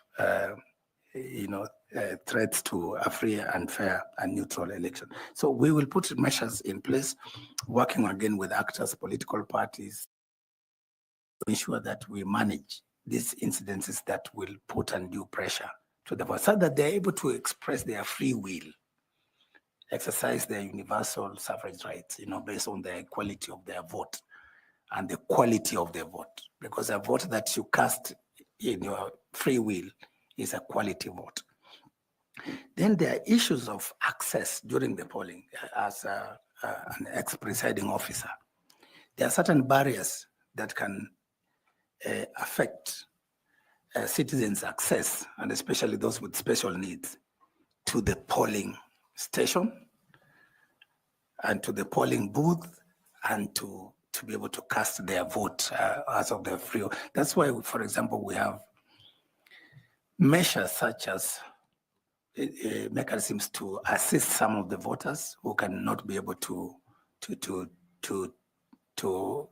write, to read and write.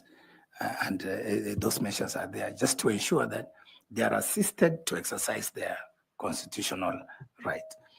So that in that way, we ensure that fairness and equity.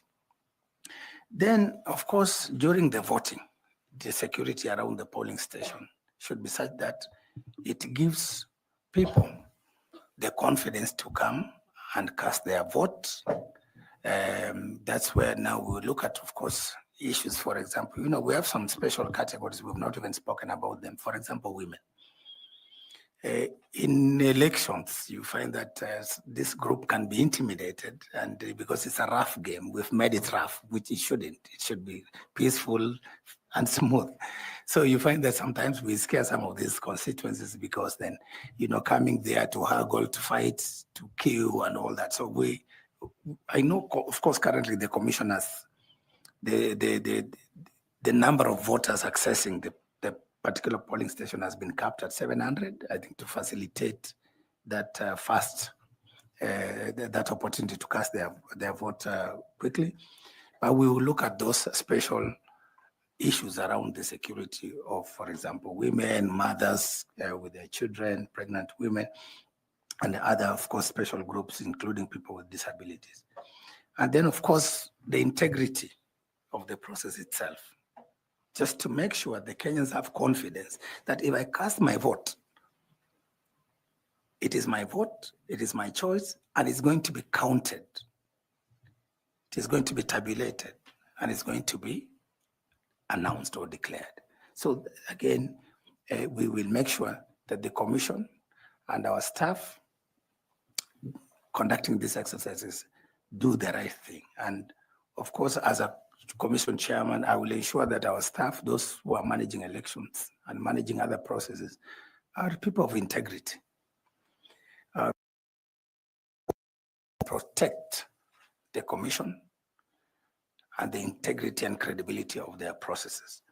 So from that, the voter registration, the voting, the counting, and of course the transmission of results, we will ensure that the process is seamless, it is free, it is fair, it is credible, it is transparent, and we should be held accountable for it in the end. And if there are any failures or mistakes, Once we do the audit, then we should be able to use those recommendations to make an improvement for the next one. So I would summarize that in that respect. Thank you. As a follow-up question, what would be the role of voter education in all this, bearing in mind that there are stakeholders whose rights have been curtailed using negotiated democracy, which actually undermines democracy. So if you are to tweak the curriculum, or rather to improve and create, take care of these interests in terms of stakeholder engagements, what are your thoughts around this? Thank you, Madam. I know negotiated democracy, I think sometimes it happens in where we come from in the northern parts of the country, where elders sit and the stakeholders sit and agree. Maybe some candidate shelves their ambition in favor of another one and things like that. And maybe in the process, the people of that region miss out on maybe a candidate who could have served their needs better had they been given the freedom and the choice to support that candidate. So for me, I think, I don't know whether our law allows for negotiated democracy. I don't think it allows for negotiated democracy at that level. But what I do know is that in terms of accommodating special interests, then we have factored in that proportional representation into our laws, into our Constitution, Article 90, and therefore then allows political parties as they fight for this thing, as they haggle, but they are reminded, yes, there are certain categories of people, for example, the women, that you need to include in your party lists, persons living with disability, the youth, the marginalized groups, because understanding the power play, because politics and elections is about power play. So when you identify this group, this category, and knowing that they may not have so much clout, so much power, then that's how proportional representation has been factored in. So to be able to build the capacities of these people. But when we sit back in Turkana or Elwak and agree on who will be our women rep or who will be our governor, then I don't think that is within the Constitution and the law. Because the law is about universal suffrage, the recognition that each vote matters and that people should cast their votes on the basis of their free will. Thank you. Thank you. Universal suffrage and the emphasis on the universal suffrage and the emphasis on the rights to vote independently. Thank you very much. And I will ask Nicodemus Bore to also ask you some questions. Thank you very much, Chairman. You have generally described yourself as a human rights lawyer, though you did something on oil and gas. I don't know, you had the intentions of becoming a baron, oil baron. And from your CV, you have also noted that you have worked very closely with the women of the world and developed very gender-sensitive policies. Coming back home, we note that there has been this very elusive two-thirds gender rule principle. And now, given a chance to become the chair of Iebc, what strategies or recommendations would you propose to help us achieve this principle? Thank you, Mr. Bore. I think the question of gender is very important, and I think our Constitution speaks to that question. And I think I just finished by trying to discuss that issue of proportional representation. So in terms of gender, this has been a national debate.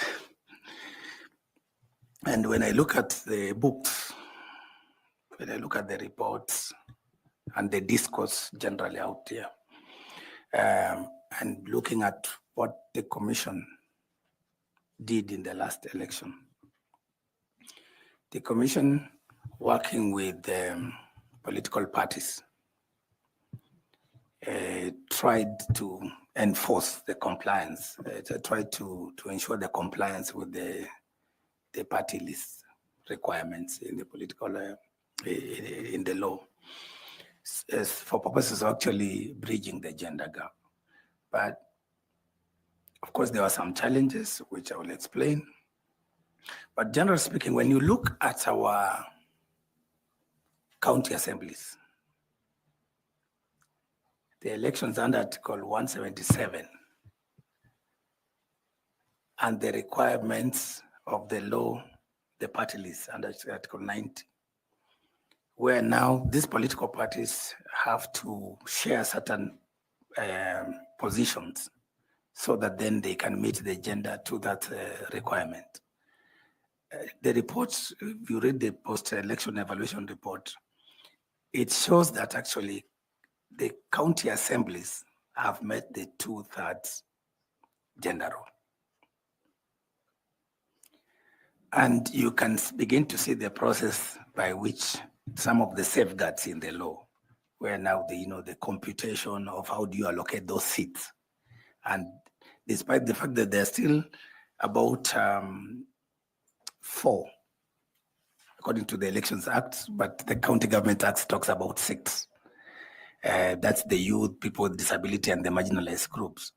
But the gender top-up, taken in totality, then the county assemblies have made it. Where the culprits are and where the problem is the National Assembly. The Senate, I think, has a gap of about 2 to meet it, just to slightly to stagger to it. But the problem, what I read in the report, is that the enormous gap exists in our county, in our National Assembly. So then, what is it that we require to do? Some of the measures we can put in place to bridge this gender gap. I know it's still an ongoing, it's open, but some of the thoughts that I have based on what the law says at the moment, until we go maybe for a major, maybe constitutional reform process or legislative serious reforms. At the moment, how about we look at, because then you have in assembly, you have 290 elected. Then you have I think 12. And therefore to play around, so that's the 12 is the gender top up. And I think it's fixed at that, at that level. So then you cannot even, twist the political parties through the political party list to top up, because they have been foreclosed. Again, the same with the Senate. So we have to find a way where then maybe we can open up that, so that then in law, we can have more latitude within the political party arrangements, within their internal democratic processes, for them now to mobilize these constituents, either through proportional representation, but also through supporting them, the women, to actually contest the the elected seats. So in terms of that proportional representation, the hands of even the assembly are tied by the law. So we need maybe some changes in the law to allow that flexibility, like the county assemblies have done. But for me, I think the whole aspect of proportional representation was a bridge gap. It was not meant to really last forever. It was meant for us to uplift these marginalized people, the ethnic minorities, the women, the youth, the people with disability. But in a country that is progressive, that our democracy is keeping on, it's improving.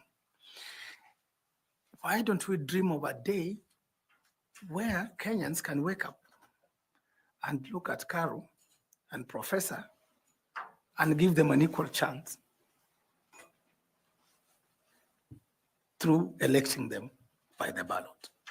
So I think we need to put measures as a country to support our women, our marginalized people, to begin to participate, to begin to enjoy the Article 38 rights. So we need to to look at those barriers. For example, in most elections, maybe women shy away because of the level of violence and intimidation, the amount of money you need for you to contest an elected seat. So we need to address issues of election financing. How does it impact these marginalized groups or special groups? We need to look at security. We need to look at the attitudes of our parties within their party structures and arrangements. What is it that they are doing to encourage more women to contest, actually, to run even against men? So that then Kenyans can be given that opportunity to choose from a variety of candidates, not this men-dominant kind of electoral processes. Thank you. Thank you, Chair. Thank you very much. I now want to ask Professor Adam Solo also to ask you some questions. Thank you, Chair. Edung Ethekon. You know, you're one of the people whom you look at the CV and you're trying to make the connection. But listening to you, the connection comes out. And therefore that makes me change the question that I wanted to ask, because the Vice Chair and other members have brought out that connection. Thank you, sir. I want to go the Tanui route, FCPA Tanui, to give you the practical aspects of our election, and therefore ask you to tell Kenyans why at 48 you are that man that they have been looking for. FCPA Tanui gave you the example of Samuel Kivitu the late. He was quoted as the results were coming in, saying, I can't reach my returning officers. I hope they're not cooking results out there. Then on the day that he was announcing the results at KICC that you have referred to, he was alone with only one media station, the state media station, with GSU around him. And the swearing in took place at dusk. No normal fanfare, no presidents invited, no ambassadors invited. We had to change the law so that now there's a very clear legal process of swearing in the president. In Bomas that you have talked about, a near similar scenario took place. The Supreme Court, even as it threw away the petition, said that the chairman had created an illegal office. The chairman had assigned fellow commissioners what you would call hospitality duties. And in the illegal office, the secretariat was carrying out duties that normally the commissioners are supposed to oversight. You gave us the example of how you and other men and women of wisdom of this country saved the country in 2013 through backroom channels, In other words, the pressure cooker, you released it to release the gas to the Supreme Court that was created by the 2010 Constitution because of the 2007.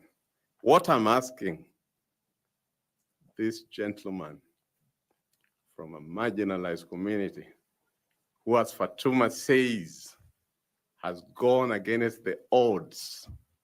If you are made chairman, what would you do so that we don't make the Supreme Court the releaser of the pressure, and instead Iebc, led by Edung Ethekon, is the one that resolves and brings confidence to Kenya that finally we have a referee that leads an election that is fair, that is transparent, that both winner and loser and Kenyans and observers can say, this was the result. Thank you, Professor Adam Solo. It's a pleasure to see you here. The last time I met with you was when we were presenting our views from Turkana on the BBI process. This question is almost emotional, coming from deep from your heart. And as I said, we shouldn't have to witness those kind of scenarios. So as I said earlier, we need to look at as a country and as a people, where did the rain start beating us? Could it be the issues of trust in our electoral management processes? Could it be issues of pertaining to those people who from time to time are given those responsibilities to manage our electoral processes? Could it be an issue of processes? So I think, as you've rightly pointed out, from the Kivuitu debacle to Bomas, in between, there have been certain constitutional changes, some legislative changes that have tried to move us from that situation where Chairman Kivuitu declared openly that he doesn't know where his returning officers are.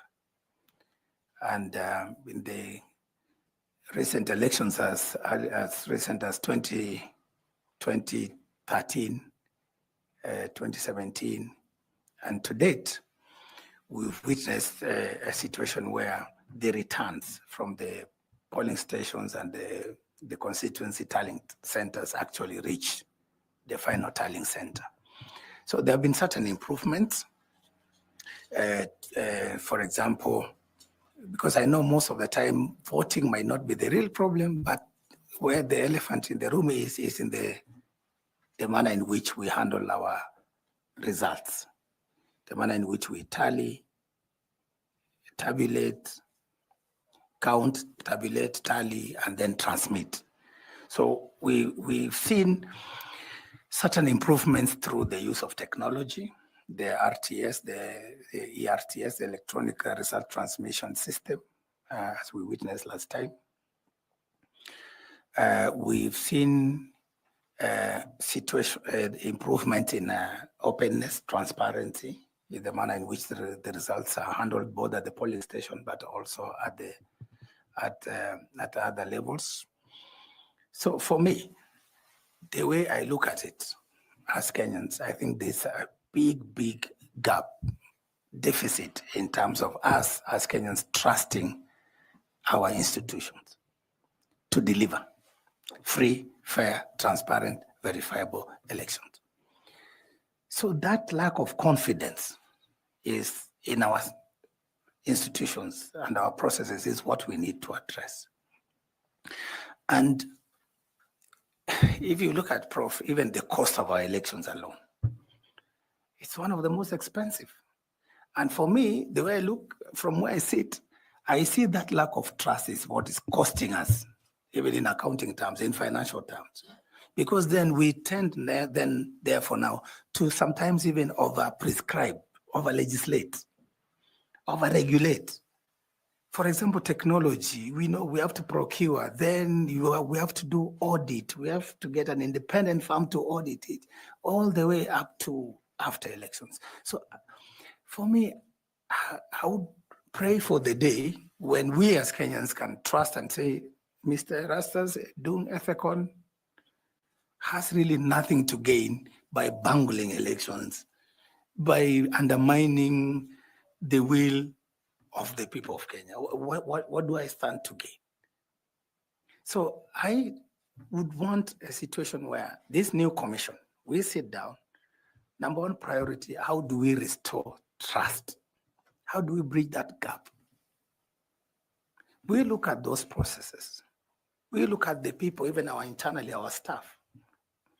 Are they neutral? Are they impartial? Are they professional? We as commissioners, we come individually. I'm here today, I'm speaking for myself, but there'll be others, they speak for themselves. You will pick 6, maybe perhaps to join me, luckily. But we bring different personalities, different orientations, different persuasions. So we need to reconcile all that and look at the law and say, look, the Constitution, Article 73, tells us the position you occupy as a commissioner, as chair, and as secretariat is a commission of trust by the people of Kenya. And therefore you should do it, carry out your duties and functions as commissioners in a manner that must comply with the objectives and the purpose of the Constitution. And it gives us all that directions. Number 2, we must behave and carry out our duties in a manner that respects the people of this country. Because when you look at what happened in Bomas, it doesn't show any respect to the people of Kenya who have given us this trust and responsibility. So for me, I will work hard to ensure that collegially and together as a team, we interpret the law and we stick to the law. And if it's, for example, that issue that's normally contentious, the result transmission and the declaration of the final results. In the case of what you've mentioned, Prof. As commissioners, we are supposed to work as a team. We have to have structured kind of engagement. Our decision making must be such that we make decisions based on the law. And where we have disagreements, we should be able actually to record, to air those disagreements, say, I disagree with this, but it has to be recorded. For example, in the case of that presidential results, the law and in the rulings of the Supreme Court, the results at the polling stations are final. The results recorded in Form 34A. So the role of the chair is to return and declare as they are. No alteration, no anything.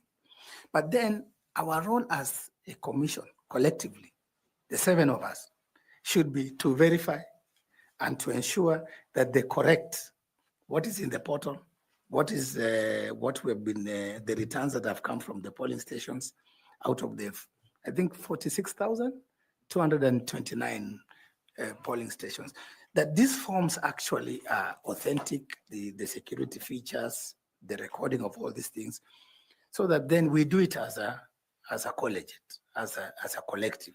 And where any member of my team disagrees, we should be able to record it in our minutes and in our reports, so that I made a decision. For example, if as a chairman I disagree with certain things, I can be able to say this number of forms, I don't think they are authentic. And then it has to be recorded. So that then we don't witness a situation where I take off or I leave somebody else to do this. Yet we were recruited together and we are banded together to undertake a national duty, which is very sensitive. So, I mean, I would not, So for me, it's about that internal dialogue. It's about structuring our decision making. And it's about, of course, assigning ourselves duties. And the case of Secretariat, for example, you've mentioned, I've worked with the commission before, the National Commission on Human Rights with Minor Care as chairman. And in that commission, we never witnessed any fighting between us and our commissioners or, such things, because based on those lessons, I should be able to have the Secretariat do the jobs that they're mandated to do. And we as a commissioners, we take responsibility for what the law mandates us to do. Thank you. Thank you very much. I'm happy at the way you have maintained your calm. There's something I was testing. My second one, again, let me give you a practical example. In Kenya and many African countries, incumbents never lose elections. You've already had the country, and we have to address these things because we need to always save our country. We've already had of one-term president. What has been the response from his side? We are the county that knows how to produce presidents for 24 years. So you can already see where the country is getting to politically. My question to you is that effective leadership at Iebc is not merely about technical competence. Effective leadership at Iebc needs selfless service based solely on public interest. The question, triple E, because you are Erastus, Edung, Ethekon. In your previous positions in your professional life, is there an instance that you are faced with a situation in which you had to choose between a decision that it's either based on popularity, that is hard to make due to undue pressure, or that you had, despite all the circumstances surrounding you, stand by the Constitution and the law? If it exists, which one was it? And which approach did you use to arrive at the outcome? Thank you, Professor, for that question. I think throughout my professional career, I have tried as much as possible to, I would rather frame it this way. I've been largely lucky not to have been put in those uncomfortable situations where you choose between breaking the law or upholding your own selfish personal interest. Because I worked with the commission, again, the standards there, the ethical integrity standards were very, very high. United Nations is a highly regulated entity where you are required to declare any other personal interests, and the systems and structures as systems of accountability and decision making. But when I ventured to back home to give back to my people in Turkana, when I saw an opportunity, but also the challenges they were going through in terms of grappling with legal issues, I went to serve as the first county attorney for Turkana, and I supported them to set up the office of the county attorney, where I served for 6 years. It is in that environment of public service that sometimes you are faced with some of these uncomfortable situations and scenarios where you have to choose either fidelity to the law, or you bend the law, or you break the law for the benefit of certain things. And I must tell you, throughout my 6 years, without getting into specifics, there are some incidences where procurement takes place, and then when it comes to my attention for the legal opinion or legal advice, and then you get this pressure coming from some of those officials saying, we want this to go this way, we want this to go that way. For me, as the county attorney that time, and even now in future when I assume a public office, I have always maintained that fidelity to the law. There are those instances where I have had to say as it is. And the way I managed to circumvent that, out to beat that kind of group, was to do my advisory in writing and to say, this is against the law, take it or leave it. And in that case, then people started getting used to it. So that therefore, then by the time they come, they bring an issue to my attention, they know I will stick with the law. But then the downside of it, sometimes some of these guys go underground, so they do their own things there, and they don't bring to your attention. So that by the time the CPA, Tanwis group comes, the auditor, they check their books. That's when some things come out of the closet. Then you realize, but what happened? This should have been brought to my attention. And this situation could not have arisen had you brought it to my attention and followed my legal advice. So for me, the respect for the rule of law, the respect for the Constitution, the processes, the Public Finance Management Act, the procurement law, the public officer ethics, those are not things you can compromise with. So when it comes to that, it actually helps you. It's not even a dilemma, Professor. Because when the law is very clear, what dilemma do you have? You just follow the law and you'll be on the right side. Thank you. Thank you, Chair. Do you have some 2 short questions, kindly? Yes, on Ethekon, you were quite elaborate when my colleague Caroline Kituku asked you about the diaspora vote.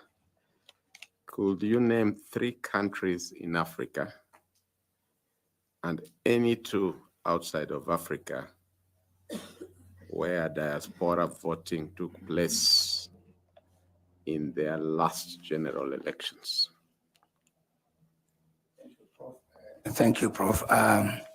For this progressive realization of the Article 38 rights, I think, as I mentioned earlier, the Commission has done some work, and we have 12 countries.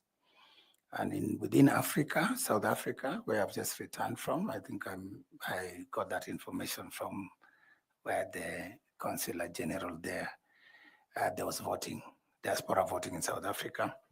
Tanzania, our neighbor here. I think Rwanda. Surprisingly, if I may add, I hope you are not limiting me to the 3. Even our Southern Sudan, with all the challenges they are going through in terms of the conflict situation. Outside our continent, we have Canada, United States, and we have not left the European continent behind either. Germany is one of those countries where our diaspora brothers and sisters participated in the vote. Thank you. Thank you very much. You did say that you come from the north, you come from a marginalized community.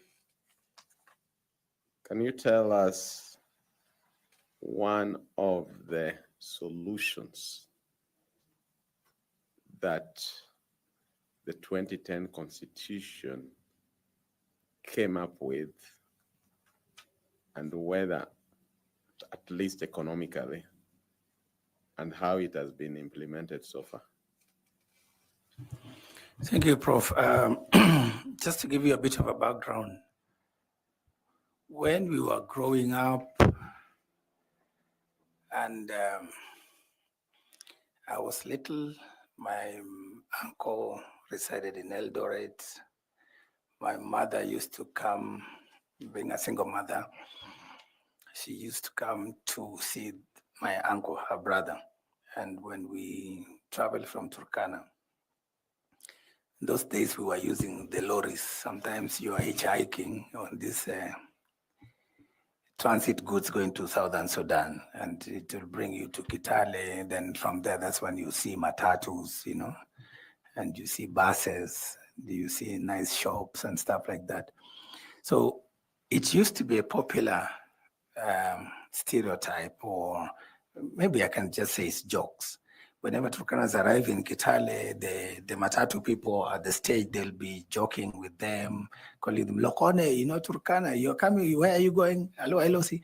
They will say, the Turkanas will be like, Alosi, Kenya. Like, we are going to Kenya. So we have come from Turkana, we are going to Kenya. So later on, when I became a bit mature and understood the geography of Kenya, I realized actually Turkana is in Kenya geographically. But even then, having confirmed that we are there geographically, but when you look at the conditions in Turkana, the poverty, schools, I mean, from class 1 to 4, I was learning under acacia tree. This is not a joke. And the beauty part of it is when the wind blows and the weather changes, then you have an opportunity to run home because, you know, when you're young, you don't like school that much. But see, we grew up under those difficult circumstances. And so the Catholic Church was actually our kind of de facto government because it's the one that was providing us with basic services, education, health, relief food. So, but something significant happened in 2010, and the new constitution ushered in devolution, decentralization of government. And with decentralization of government, power, resources, I think for us, sometimes we tend to joke among ourselves and say, you know, this is Turkana's independence hour. This is our independence time. This is the time now we're beginning to see what freedom is. Freedom from, you know, the basic needs, freedom from hunger,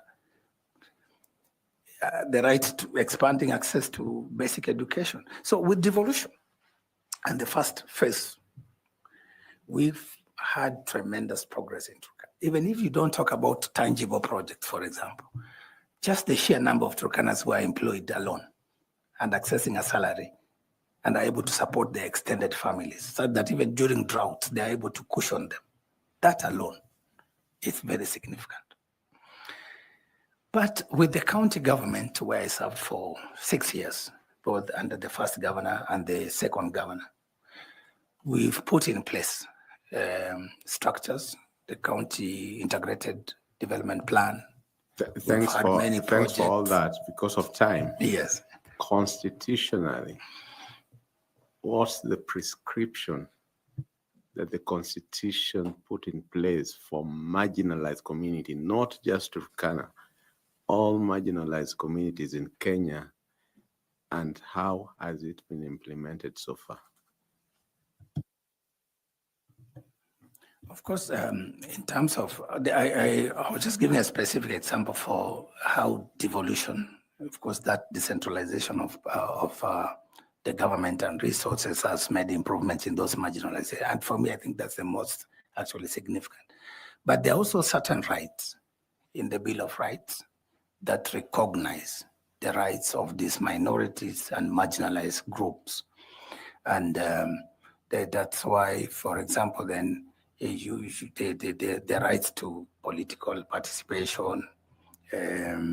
We also have affirmative action. For example, the revenue sharing formula takes into account that aspect of marginalization in the allocation of resources. So the revenue sharing formula, but there's also the affirmative action fund, which is meant to bring those marginalized areas to some level. What's the name of that affirmative action fund? It's okay. I cannot remember the exact wording. I know there's the affirmative Thank you, action Chair. fund. Yeah. Thank you very much, Mr. Ethekon. We have enjoyed this time with you. We appreciate the robust engagement, and we've even overshot our time. And thank you for allowing us that privilege. We asked for memoranda to be given to us about you. We didn't get any from Turkana, and we haven't gotten any from any other part of the country. And so we will let you go. Thank you. And maybe invite you when we receive something like that. Do you have any question for us? Thank you, Mr. Chair. I think not really a question, but to sincerely thank the panel for giving me an opportunity to have this kind of interactive dialogue with you. But more importantly, to give me a chance, to stand a chance to serve this country and to make it a better place for us and the future generations. Thank you very much. Thank you. Every dream is valid, and we wish you very well. Please remember to pick your documents, and there's a bottle of water there. You didn't use it. You might find it helpful after this.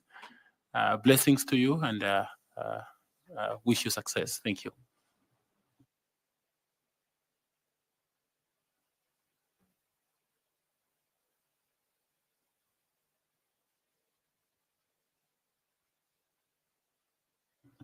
Okay, asanteni,